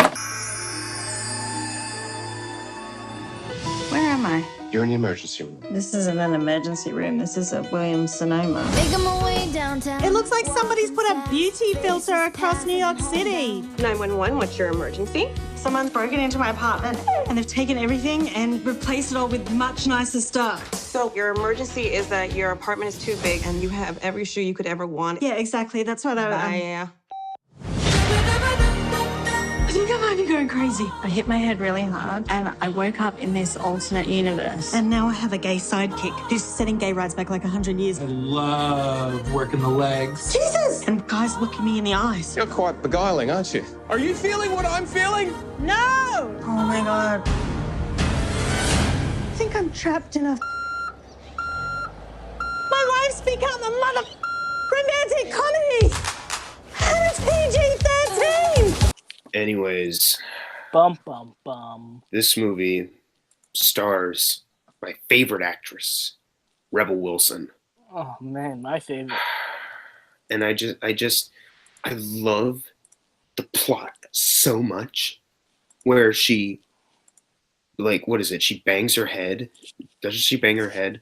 Yeah, she gets hit in the head and then everything. Yeah, she gets hit in the head, and then all of a sudden, oh my God, I'm in a romantic comedy that's PG-13. Like, oh, they're so that was meta. actually scary how much that sounded like Rebel Wilson. Yeah.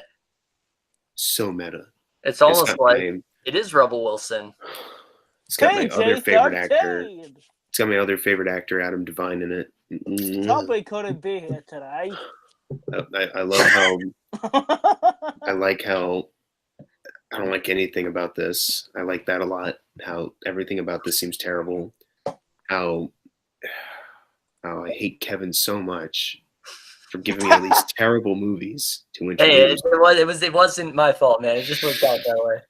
I just did the part at the end of the trailer where it's just like, oh, I don't think we had sex. We just cut to the next morning, and it just keeps going beautiful. And going. Yeah, Good morning, beautiful. With literally dollar store Chris Hemsworth. Like I think, like if your movie doesn't have Chris Hemsworth, you're probably in trouble. Yeah. If you need to resort to Independence Day 2 Hemsworth. Hey, listen, he was all right in the Hunger Games movies. Yeah, but those ended. Now he's in Independence Day 2. He was actually, in my opinion, the best part of Independence Day 2, but that's not saying much. That's all I have to say, because I don't want to talk about this movie too much, because I think I'll enter cardiac arrest. All right. Well, as for me, I don't think. I don't think this looks terrible. It doesn't look like the worst thing ever to me. I really do like the concept here, the idea that, like, you know, she's trapped in like this romantic comedy. There's a lot you can do with that. But there's one huge problem already that I think very much does bring this film down, and that is that it is PG-13.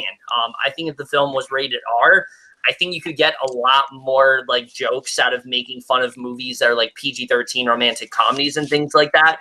But because the film is PG-13, you know, the movie itself, they can't really do that, and that really does bring the film down for me. I don't hate Rebel Wilson. I really like her in the Pitch Perfect movies, but everything else I'm not really a fan of hers in. The rest of the cast here is whatever to me. I don't really care. I mean, Adam Devine is like hit or miss for me. There are some things I really like him in, and then there are some things where he really does annoy me. But overall, I think this just looks kind of okay. There are definitely some things that I really don't like about, like the gay friend and things like that. I think is very stereotypical and over the top. He's the worst but part. Kevin, that's the point. There's a lot of jokes. There's a lot of jokes in the trailer that really do fall flat for sure. But again, I want to reiterate that I do think this is an interesting concept. I think there's a lot you can do with it. It just does not seem like it's being handled right at all. I think there's definitely a lot of jokes they could be getting out of it. But again, because of them making it PG-13, they can't really do much with it. And I think that's that's very unfortunate, because when I read this plot initially before the trailer came out, I was actually excited for it. I'm like, all right, that could actually be like a really interesting idea. And then the trailer came out, and I see it like with nearly every movie, and it just I just don't care about it. It's not, again, I don't think it looks like the worst thing ever, but I don't care. This movie looks absolutely terrible. I hate Rebel Wilson. I think she's awful. Other than the first Pitch Perfect movie, Kevin, she was terrible in the second Pitch Perfect movie. Yeah. The second Pitch Perfect movie isn't good. Yeah. I love the second Pitch Perfect. I love the first two. The third one. It's because they sing. It's not because they sing. It definitely is. It definitely is. He loves musicals so much. Oh, you know yeah, what that's movie why. you know what movie you watched last night instead of seeing Serenity or The Kid Who Will Be King? Rent. Well, you know, I had a stomach. A musical. I couldn't go to the movies. A musical. Of all the movies you could have watched, you watched Rent. Listen, the musical. Listen. Yeah, because it's a good film. We need to do a double feature Footloose and Grease, Kevin. Well, neither of those are good though. But you're wrong. Neither of them are good. Grease does not hold up. I tried rewatching it last year, and I thought it was I'm gonna rewatch it and prove you wrong. I thought it was really fucking corny. I think you're really fucking corny. Jackson, have you even seen this? Am I what? Jackson, have you even seen Grease? Yes, I have. What the? Oh, Kevin, don't test me, motherfucker.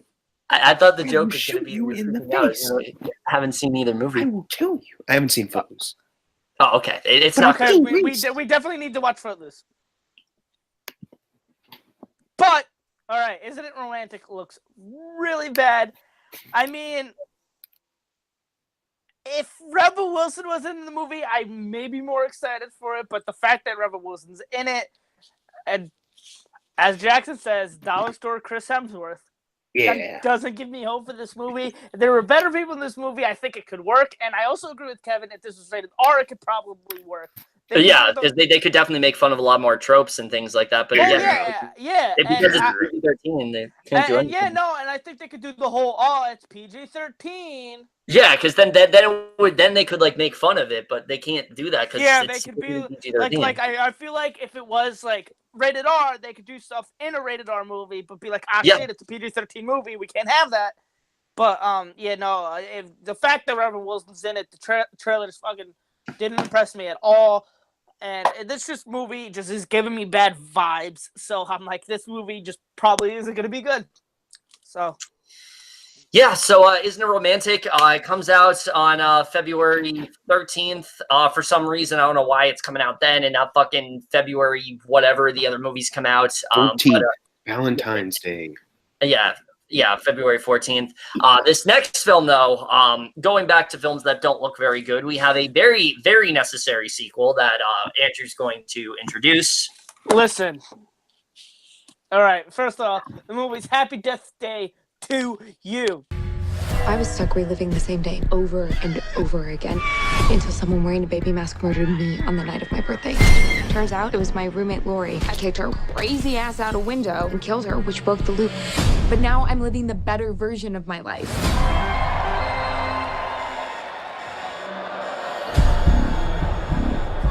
You okay? No.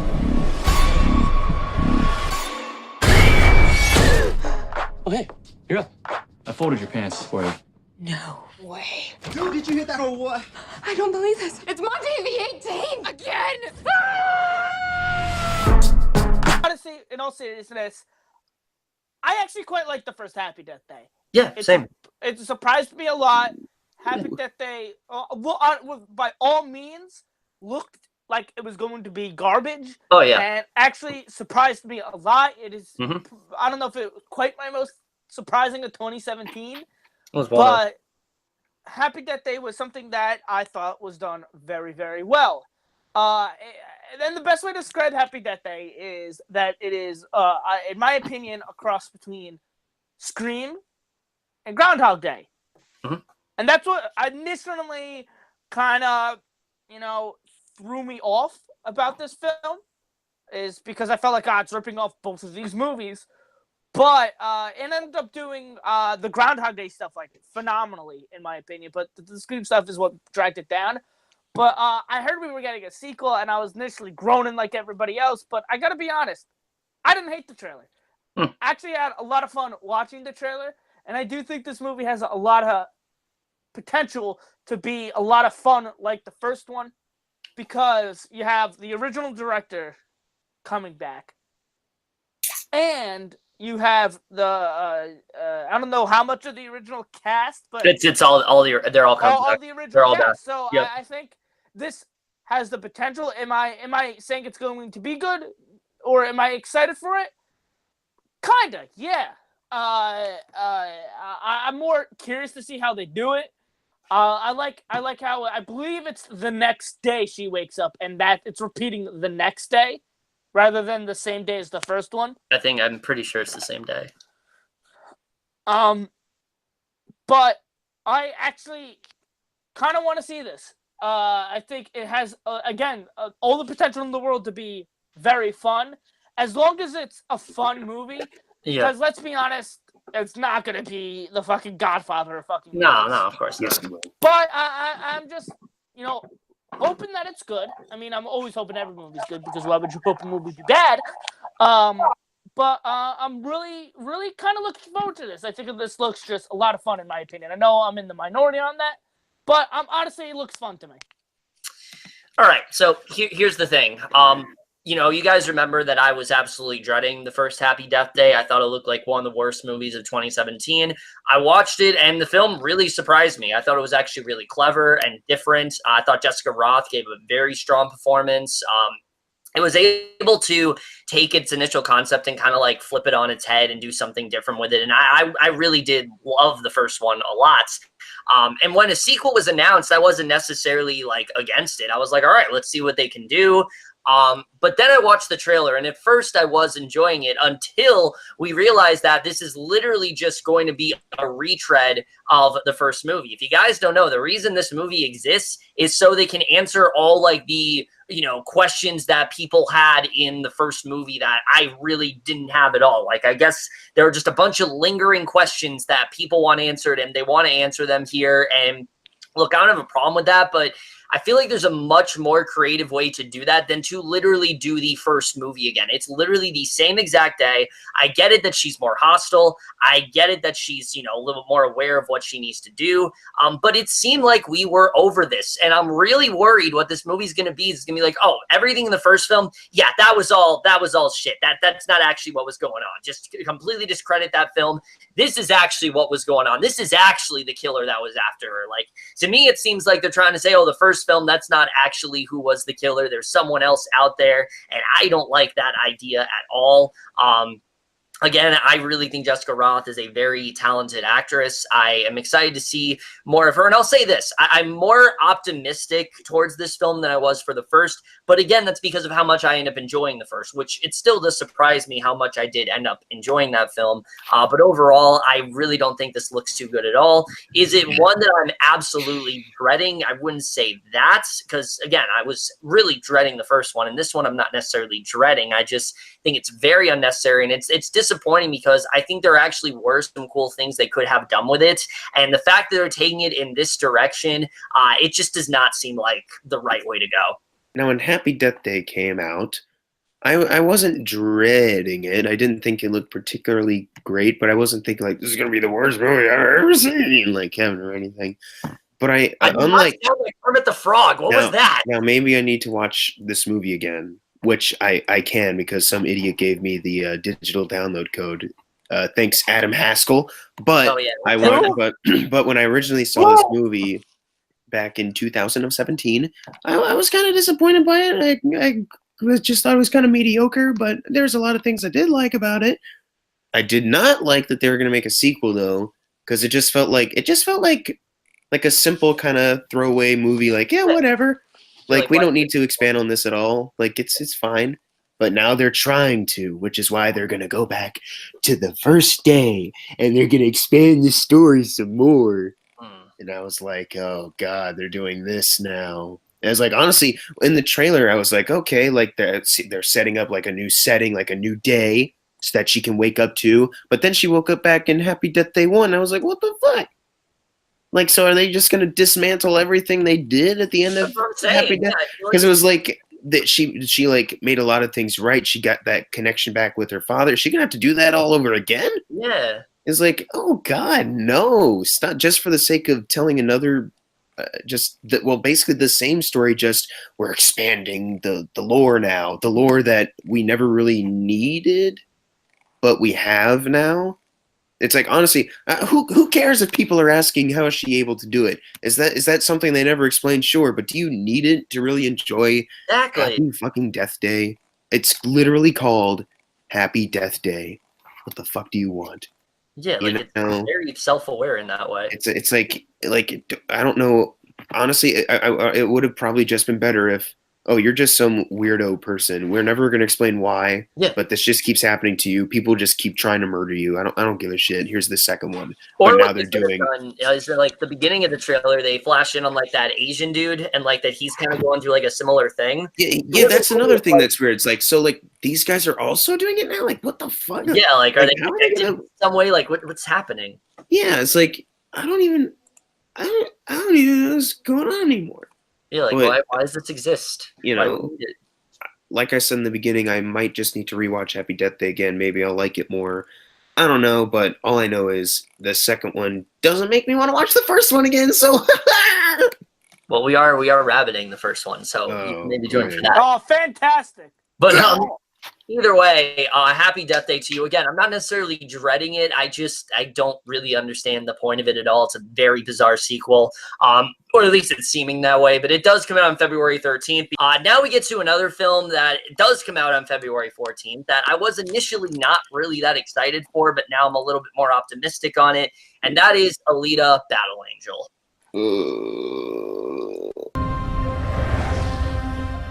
Didn't I tell you to be home before dark? I just lost track of time. Alita, You have to be responsible. You are someone very special. Hey, kid. not just a teenage girl. Hey, what's your problem? You can't remember. What do you mean? Doc found you in the scrapyard. So you must be from up there. And I'm just an insignificant girl. That's what they want you to think. All right, Sorry, so I made it wrong. Alita Battle Angel overall, like I said, the first two trailers that came out, I was not really all that excited for it. I thought it looked very generic and just kind of boring. Just didn't really seem like it was going to intrigue me. And then the latest trailer that came out, I actually thought was a lot better. I thought it had more of a story to it. It focused a lot more on what the actual story was going to be, and it does seem pretty interesting. This idea that it's this this robot that has like no memory of what's happened to her and things like that, and the relation between her and Christoph Waltz seems like it's going to be very interesting. I'm excited to see what Mahershala Ali does here. Jennifer Connelly, Ed Skrein, really good cast overall, I must say. The thing that does concern me is the director here, Robert Rodriguez. I am not a fan of his movies. I think he has a very specific style, but it doesn't usually work most of the time. It's either a guilty pleasure, or it's just a straight up bad movie. So I don't have too much confidence in that. That being said, the cast is really good here. It looks like the latest trailer at least looks like it had a little bit more life to it, and I'm hoping it's not a Punisher scenario where the first two trailers aren't very good, and then the third trailer like really impressed me, and then I watched the movie, I'm like, this really fucking sucks. But I'm hoping it's not like that. I'm hoping this could actually be a film that does surprise me. I don't think it looks really all that bad anymore. I actually am kind of excited for it, and yeah. I'm mildly interested in Alita Battle Angel. When it was originally coming out, I thought, oh my god, this is gonna be atrocious. Yeah. What the fuck? Mainly because of the over-reliance on CGI. Oh god, her eyes especially. Everything, including eyeballs. Mm. It's like in recent trailers and with recent pushbacks as far as release date goes, there's some visual things that look better. I don't know if I ever will stand by the CGIing of the eyeball bit though, because it's too fucking much. Yeah. It's just too distracting. Like I know that in the context of the movie, there's supposed to be a robot, like not a human being, but it doesn't even look like it's there with them anymore. You know what I mean? But like recently, like the first trailer that came out was just really mopey and shit. But recently, they've been promoting it as like, no, this is fun. This is an action movie. Like it's gonna be real fun.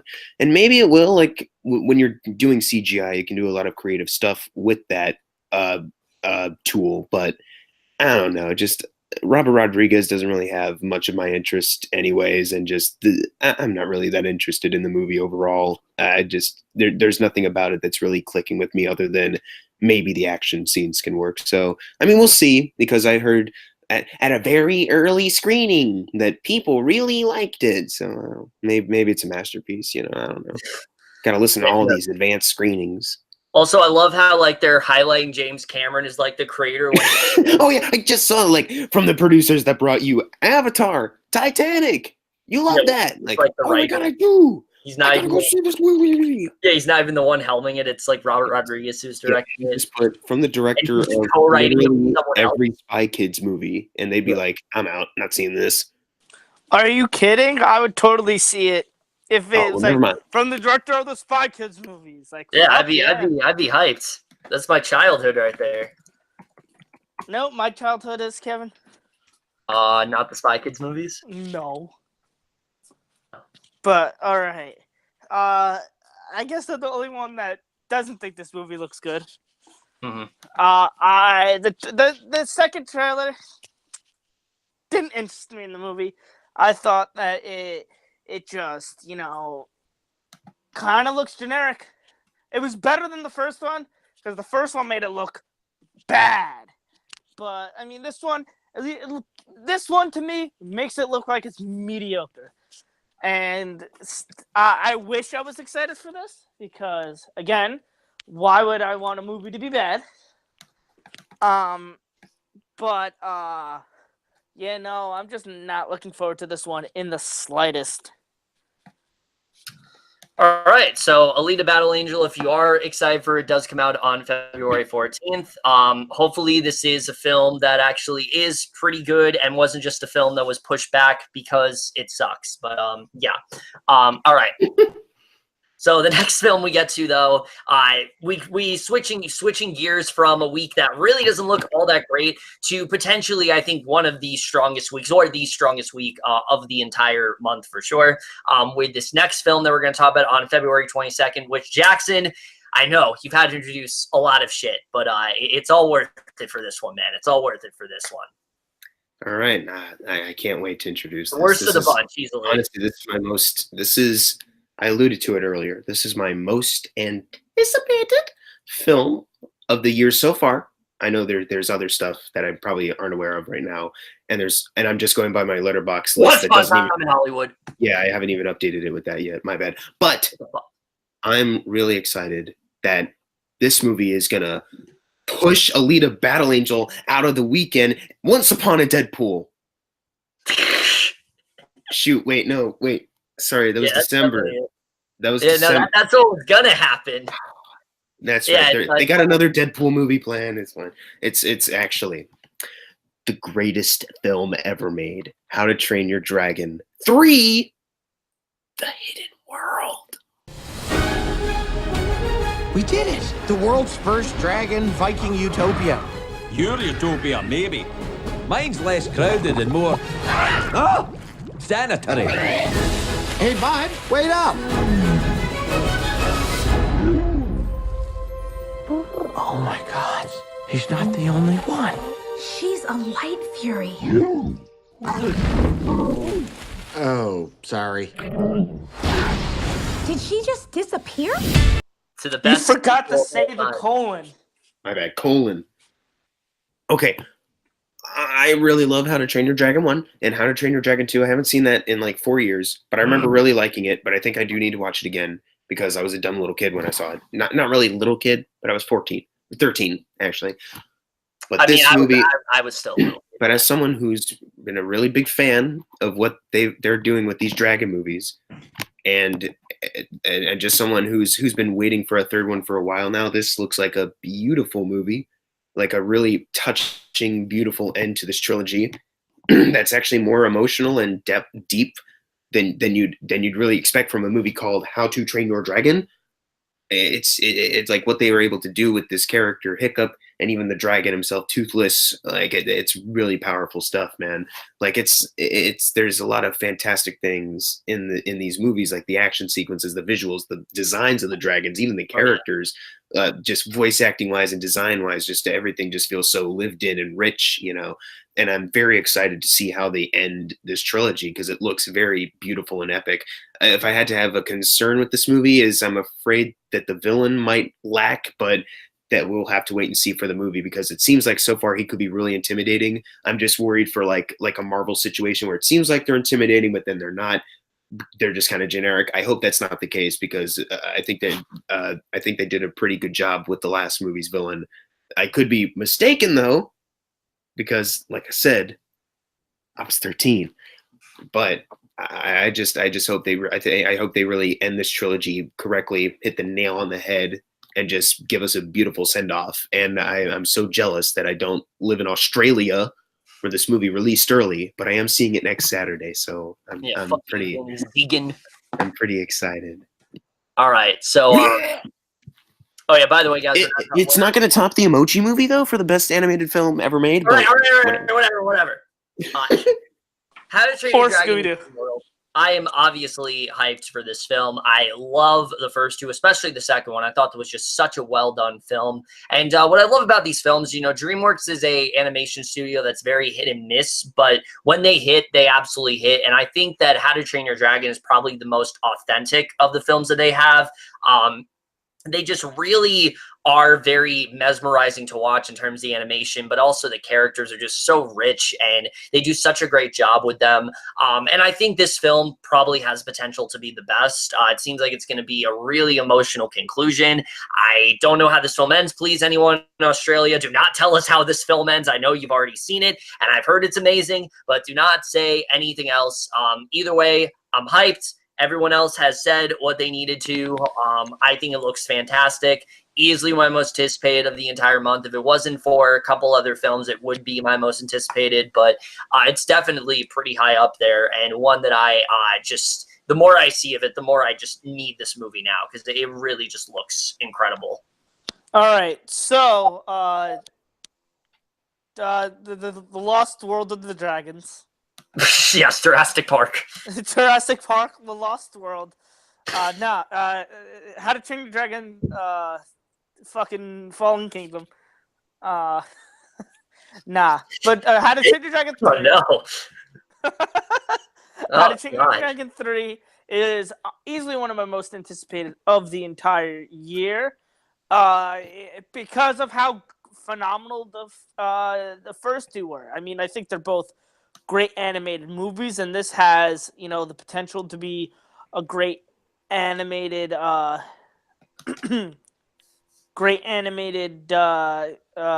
film? No, trilogy. That's the word I was looking for. And I'm honestly really excited. I think the trailers are amazing. I think the film looks beautiful, both in just a literary sense and a figuratively sense. The animation looks beautiful, like I said, and just the fact that people from Australia are saying that it's really good kind of has me really excited for it, because if they say it's good, I gotta trust them. So especially one person there. Hey, shut up. Yes, Tubby couldn't be here today. Tubby couldn't be here today. Yes, let me fall down the stairs. But either way, guys, How to Train Your Dragon: The Hidden World. I think this is definitely one of the most anticipated of the entire month for sure. I am very excited to see how this film does turn out. And now, guys, we finally get to the last film on this list.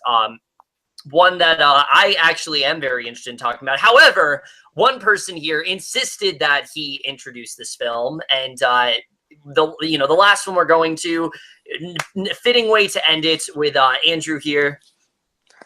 All right, that movie is Fighting with Your Family. Sorry about that. It's The Rock. We're huge fans. Thank you so much. What advice would you give us? We want to be the next you. What are your names again? My name. It doesn't matter what your names are. You walk around here interrupting The Rock, you like you haven't seen the sun in 20 years. You like you just stepped out of Oliver Twist. Please, sir, may I have some more advice, sir? You want some advice? Here's The Rock's advice. Shut your mouth. Thanks, Dwayne. Got it. Good morning, wrestling nerds. Well, this is where we see whether or not you get to go on to WWE. This is our shot, Zach. Hello. Why do you want to wrestle? I'm the toughest bastard in any room. Probably shouldn't swear, not when there's ladies present. Sorry, miss. Sorry about that. If I call your name, that means you'll be coming with me to Florida. Paige. Thank you all very much. Now, Fighting with Your Family is a movie I'm actually very, very, very excited for. It was announced 2 years ago, maybe 3, but it was basically it's about a real life story about the wrestler Paige, or former wrestler. Paige Knight, yeah. She is retired now, quote unquote. She may or may not be back in the future, but that's not what we're going to discuss. But about just her and her family, because she comes from a very famous wrestling family in Britain, and how basically she made her way to the WWE. It stars Florence Pugh as I don't know why I said it like that. Florence Pugh. Pugh. I think it's Pug. Florence Pug. Pug. I'll say how I want.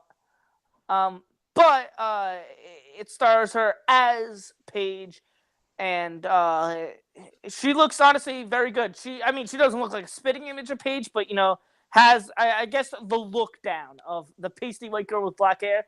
You really needed to get that look. But also this has like a very good cast. Yeah, definitely. Lena Headey. Lena Headey. Shut up. What is with you and names? I can say things how I want to say them. Yeah, Kevin. Well, I don't want someone on here being like, why did that guy say Lena Headey instead of Lena Headey? They can eat an ass or something. I don't know. Damn. Keep going. Well, she's a great actress, and she looks really good in here. Nick Frost looks honestly really fucking funny in this.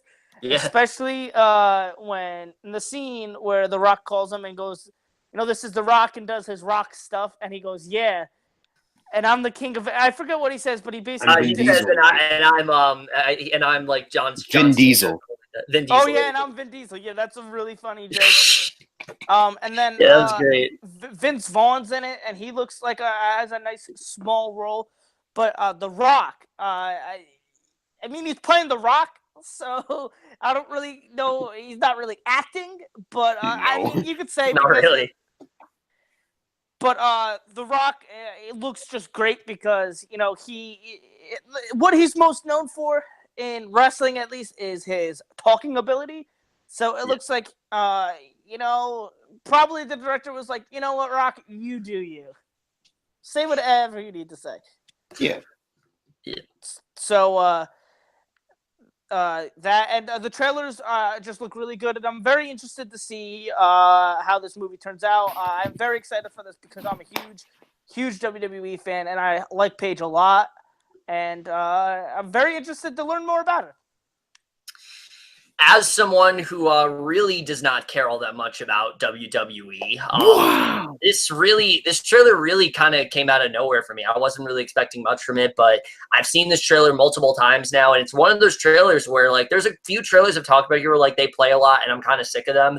This is one where the more I see it, the more I just really want to for this movie to come out, because I think this looks like a really great film overall. The story of Paige and her family seems really compelling, especially the idea that like all of them want to be these wrestlers, and they're recruited by The Rock, but The Rock only wants, and Vince Vaughn only wants to take Paige, and so like the rest of the family she has to let go. That scene between her and Jack Loudon I think looks really well done. The cast in general is like stacked here. I mean, besides Florence Pugh, Lena Headey, Nick Frost, Jack Loudon, Vince Vaughn, of course, Dwayne Johnson, just a really great cast overall. The film also looks like it's going to be a lot of fun for sure. Just everything about this looks like it's going to be a really great biopic. And again, as someone who doesn't really know a lot about Paige Knight, I feel like this film is going to give not just a great look at her, but of her family in general. And I'm excited to see what they're able to tell here.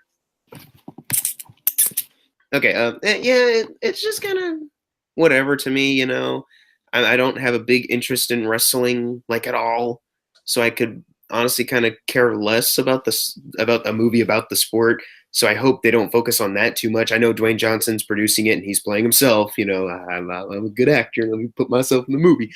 But I hope they do focus more on the personal dynamic, which hopefully with Stephen Merchant's touch at the I think director's chair, then hopefully that is the case. I hope I can be surprised by this, but right now I'm just kind of indifferent to it, like Nick Frost is funny, but just like, I don't know. I just could kind of care less about the two main people. And, Dwayne Johnson is just kind of I think he's kind of sleepwalking through it. There's one line delivery who's like, Paige, come on, I've come from a wrestling family. I know how it feels. Like, come on, man. Can you stop being likable for 1 second? Oh, come on. The line at the end is great when he's like, it's a man! Yeah, I know. But that's his catchphrase, yeah, but that's him goddammit. basically just being himself, though. But see, and I mean, this is just me as a wrestling fan. And that was like... Exactly. Like, it's going to feel like, a lot to wrestling fans, and that's fine. But just to someone like me, I'm just kind of whatever to it right now. But hopefully I'm surprised because I do like Stephen Merchant as a creator. And the other thing that has me kind of like more hyped for it is that I think it's going to play at a few film festivals, so that definitely has potential for sure. I don't know why you're taking a picture of me, I'm trying to use my Face ID so I can take a picture of you.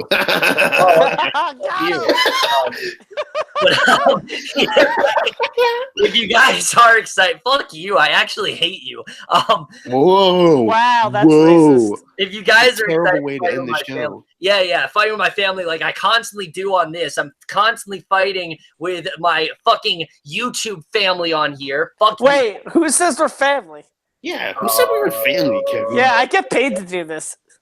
That being said, Fighting with My Family comes out on February 22nd. If you guys are excited, it does come out then.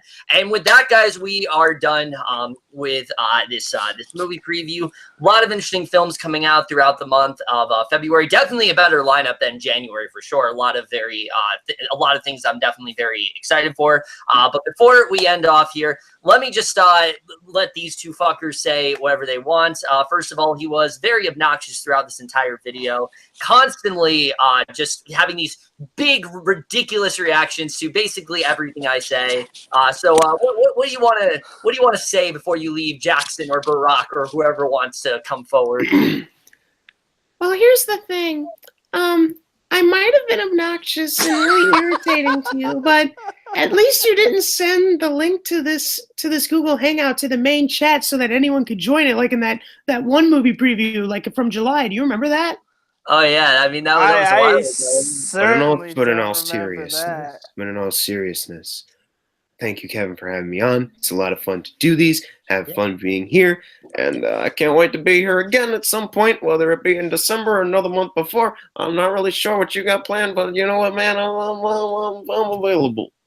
All right. Sorry, Barack took the light again. Okay. And make sure to follow me on Letterboxd. No, and on Twitter. The best reviews ever that make no sense to anyone but us. Yeah, make sure to follow me on Twitter. I tweet about how much I love Bohemian Rhapsody all the time.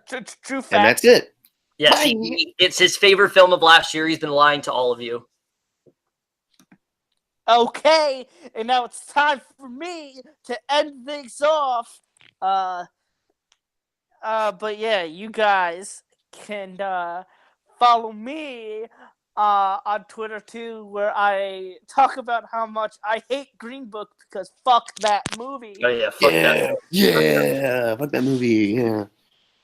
Yeah. Or you could just subscribe to my YouTube channel, where in my Best of the Year video I talk about how much I hate Green Book.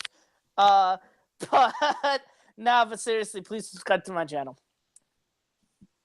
All right, and with that, guys, we are now done with this movie preview. It was a lot of fun for sure, but that's it for this video. Hope you guys enjoyed it. Comment below. Let me know what you guys are thinking of all the February movies and things like that, which ones you're looking forward to, which ones you're not looking forward to, how annoying Jackson was throughout this entire thing, because, you know, definitely a lot of stuff to say there.